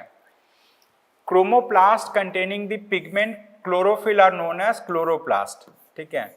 क्रोमोप्लास्ट में अगर क्लोरोफिल का पिगमेंट है तो उसे बोलते हैं chloroplast. Chloroplast are important for photosynthesis in plants, जो हमने देखा नहीं था प्लांट सेल में, मैंने बोला था क्लोरोप्लास्ट होता है, ठीक है, they are important for photosynthesis. Chloroplast also contain various yellow and orange pigments, ठीक है, ये चीज है। Leucoplast are primarily organelles in which material such as starch, oil and protein granules are stored, ठीक है। ल्यूकोप्लास्ट में स्टोरेज होता है स्टार्च का, ऑयल का, प्रोटीन ग्रेन्यूल का, ठीक है। क्लोरोप्लास्ट का काम होता है फोटोसिंथेसिस में, इट हेल्प्स, ठीक है। तो ये चीजें हैं। उसके बाद next, let us quickly look at the next, this is vacuole. Vacuole का मतलब क्या है? Vacuoles are storage sacs of solid और लिक्विड कंटेंट्स। वैक्यूल मतलब स्टोर करने के लिए बोरा टाइप का, ठीक है, इट्स काइंड ऑफ बैग्स, ठीक है, स्टोरेज सैक्स होते हैं। So vacuoles are small sized in animal cells while plant cells have very large vacuoles, ठीक है। तो प्लांट सेल में वैक्यूल का साइज बड़ा होता है, एनिमल सेल में वैक्यूल का साइज छोटा होता है, it's like that. So these are vacuoles, these are sacs. फिर उसके बाद है, this is the most important thing, maybe tomorrow we discuss in detail about it, this is known as cell division. क्या है cell division? Cell division एक बहुत important function होता है सेल का। डिवीजन का मतलब होता है रिप्रोडक्शन, मतलब सेलुलर लेवल में सेल डिवीजन होता है, ठीक है। जैसे अमीबा है, अमीबा में बाइनरी फिजन होता है, एक ही सेल है, वो एक सेल जो है, एक सेल धीरे धीरे डिवाइड होकर दो सेल बन जाता है और दोनों एक जैसे दिखते हैं, दैट इज बाइनरी फिजन बोलते हैं, ठीक है। हाँ, बाइनरी फिजन अमीबा में, अमीबा सिंगल सेलुलर ऑर्गेनिज्म होता है। तो वो एक सेल डिवीजन प्रोसेस है, मतलब एक सेल दो डॉटर सेल बन गए। Are you understanding? One cell has given rise to two daughter cells. तो उस प्रोसेस को बोलते हैं माइटोसिस। सेल डिवीजन दो टाइप का होता है, एक होता है माइटोसिस, दूसरा होता है मियोसिस। क्या होता है? One type of cell division is known as mitosis, other type of cell division is known as meiosis. Are you understanding? एक माइटोसिस, दूसरा मियोसिस। माइटोसिस में क्या होता है, जो हमारे पास पहले वाला पेरेंट सेल था, it has given rise to two identical daughter cells. ये पेरेंट सेल था, ये पेरेंट सेल से दो सेल बने, लेकिन ये दोनों सेल आइडेंटिकल है, एक दूसरे के सिमिलर लगते हैं। देखो उसका रेड पोर्शन देखो, कंपेयर करो दोनों में, ये वाला पोर्शन कंपेयर करो, they look similar to one another. So this process is known as mitosis. क्या बोलते हैं इसको? माइटोसिस, ठीक है। माइटोसिस में one cell divides to give rise to two identical daughter cells. एक सेल दो आइडेंटिकल डॉटर सेल्स को प्रोड्यूस करता है, that is mitosis. Then there is another process which is known as meiosis. दोनों ही सेल डिवीजन प्रोसेस है। क्या है? दोनों सेल डिवीजन प्रोसेस है। आई will give you example also. जैसे ह्यूमन बींग्स में 46 क्रोमोसोम्स होते हैं, pairs of chromosomes, 23 pairs of chromosomes, वो टोटल 46 होते हैं। जो 23rd पेयर ऑफ क्रोमोसोम, जैसे 22 पेयर्स है, उनका सेल डिवीजन जो होता है वो माइटोसिस होता है। जो 23rd पेयर है, वहाँ पे जो सेल डिवीजन होता है वो मियोसिस होता है। जैसे for example, I will give you example. आपने सुना होगा, वी डिस्कस्ड ऑल्सो यहाँ पे, कि cells are generated in the body and cells die out also. जैसे मान लो हमारे पास ब्लड सेल्स है, रेड ब्लड सेल्स है, व्हाइट ब्लड सेल्स है, दोनों टाइप के ब्लड सेल हैं। अब जो रेड ब्लड सेल है वो जनरेट होता रहता है, ठीक है, एंड वो डाई आउट होते रहते हैं। एंड कहाँ से जनरेट होता है? बोन मैरो है, बोन मैरो से रेड ब्लड सेल जनरेट होते हैं। अब क्या है, उनका एक लाइफ टाइम है। जैसे हर टाइप के जो सेल्स है लाइफ टाइम है, मान लेते हैं कि 4 महीने का लाइफ टाइम है, तो उस दौरान सेल्स जनरेट भी होंगे और 4 महीने के अंदर अंदर वो सेल डाई आउट भी होंगे। तो continuous generation and die out happens in let's say different types of cells. जितने भी सेल है ह्यूमन बॉडी में, पूरे बॉडी के अंदर का सेल रिप्लेस हो जाता है। इट्स काइंड ऑफ कि स्किन सेल भी होता है, हार्ट सेल भी होते हैं, ब्लड सेल्स भी होते हैं, हर एक सेल, ठीक है, हर सेल का अपना अलग अलग लाइफ टाइम होता है। सो सेल बनते भी है, डाई आउट भी होता है, ठीक है। तो वो जो most of the cell in the body they are known as somatic cells. क्या बोलते हैं? Somatic cells. सोमैटिक सेल्स वो सेल्स होते हैं जहां पे माइटोसिस प्रोसेस होता है। माइटोसिस प्रोसेस मतलब one cell gives rise to two identical daughter cells, somatic cells. जैसे हमारे स्किन सेल है, नर्व सेल है, कोई भी सेल है सोमैटिक सेल्स है। एक cell will give rise to two identical cells. लेकिन जो हमारा 23rd पेयर ऑफ सेल है which is known as germ cell, germ cell, जैसे हम sperm in case of male, ठीक है, and ovum in case of female, तो these are germ cells. जो जर्म सेल होता है, germ cell does the division through a process which is known as meiosis. सिर्फ 23rd pair of cell जो एक specific cell है वहां पे मियोसिस होता है, बाकी सारे में माइटोसिस होता है इन केस ऑफ ह्यूमन बींग्स, ठीक है। सो क्या है कि जो माइटोसिस है, माइटोसिस में one cell give rise to two identical daughter cells, and इन सेल्स को there is a name also, these cells are known as diploid cells, diploid और डिप्लॉइड सेल्स। क्या बोलते हैं? Diploid sales. एंड ये जो सेल्स होते हैं, जो 4 सेल्स है, these are known as haploid cells. These are known as haploid cells. देखो, specific cells of reproductive organs. So see this. हाँ, specific cells of reproductive organs or tissues in animals and plants divide to form gametes, which after fertilization give rise to offsprings. ठीक है, they divide by a different process called meiosis, which involve 2 consecutive divisions. Meiosis में क्या होता है? 2 consecutive division. पहले ये वाला cell एक बार डिवाइड हुआ, 2 सेल बने, ठीक है, 2 सेल बने, लेकिन ये जो 2 सेल बने, ये दोनों सेल एक दूसरे के आइडेंटिकल नहीं है। आप देखो रेड वाला, जो छोटा वाला है यहाँ पे रेड है, वो अलग है, they are not identical to one another. Then ये सेल जो है, these cells further go through a division process, इनका फर्दर डिवीजन होता है, ठीक है। They give rise to 4 different daughter cells and these are known as haploid cells, ठीक है। तो चाहे वो प्लांट में हो या एनिमल में हो, ठीक है, इस पे जो रिप्रोडक्टिव सेल्स होते हैं जिनसे ऑफस्प्रिंग्स बनते हैं, जिनसे लाइक उनके बच्चे बनते हैं, इट्स लाइक दैट। सो वहां पे मियोसिस प्रोसेस होता है। क्या प्रोसेस होता है? Meiosis. Meiosis happens in 2 stages, first stage then second stage, ठीक है। तो फर्स्ट स्टेज में इनके अंदर 4-5 फेसेस होता है, prophase, anaphase, telophase, metaphase, telophase, ऐसे करके फेस होता है। We will discuss later in detail so that आपको क्लैरिटी हो कि ये जो सेल डिवाइड हुआ, ये कैसे डिवाइड हुआ, किस स्टेज में क्या हुआ, ठीक है। इनके बीच में 4 स्टेजेस होता है, प्रोफेस, एनाफेस, मेटाफेस, टेलोफेस, ऐसे करके, ठीक है। इसके बाद और 4 स्टेजेस होता है। बस हमें ये समझना है कि बॉडी के जितने दूसरे सेल्स होते हैं वहां पे सेल डिवीजन होता है माइटोसिस। सिर्फ जो जर्म सेल होता है जिससे रिप्रोडक्शन होता है, वहां पे जो सेल डिवीजन प्रोसेस होता है वहां पे होता है मियोसिस, ठीक है। माइटोसिस से जो प्रोडक्ट होता है उनको बोलते हैं डिप्लॉइड सेल और डाइप्लॉइड सेल। मियोसिस से जो सेल डिवीजन होता है इनको बोलते हैं हैप्लॉइड सेल्स, ठीक है। So this is the last part of this chapter जो हमने कल स्टार्ट किया था। So I thought of covering this chapter entirely. बाद में we will go into detail about it. ठीक है, we will understand about DNA, RNA, lot of things. ठीक है. So आज का हम यहीं पे रोकते हैं because you have to attend class also, है ना? And you can take ये दूसरा वाला practice question है, लेकिन इसको solve करने से पहले you have to मतलब learn little more. ठीक है, ये day 2 ये दूसरे चैप्टर का है, मतलब लाइक बायोलॉजी से related. We need to cover little more so that you will be able to solve these questions, ठीक है। अभी मैंने क्वेश्चन दे दिया है so that like in the class we will discuss in detail, ठीक है।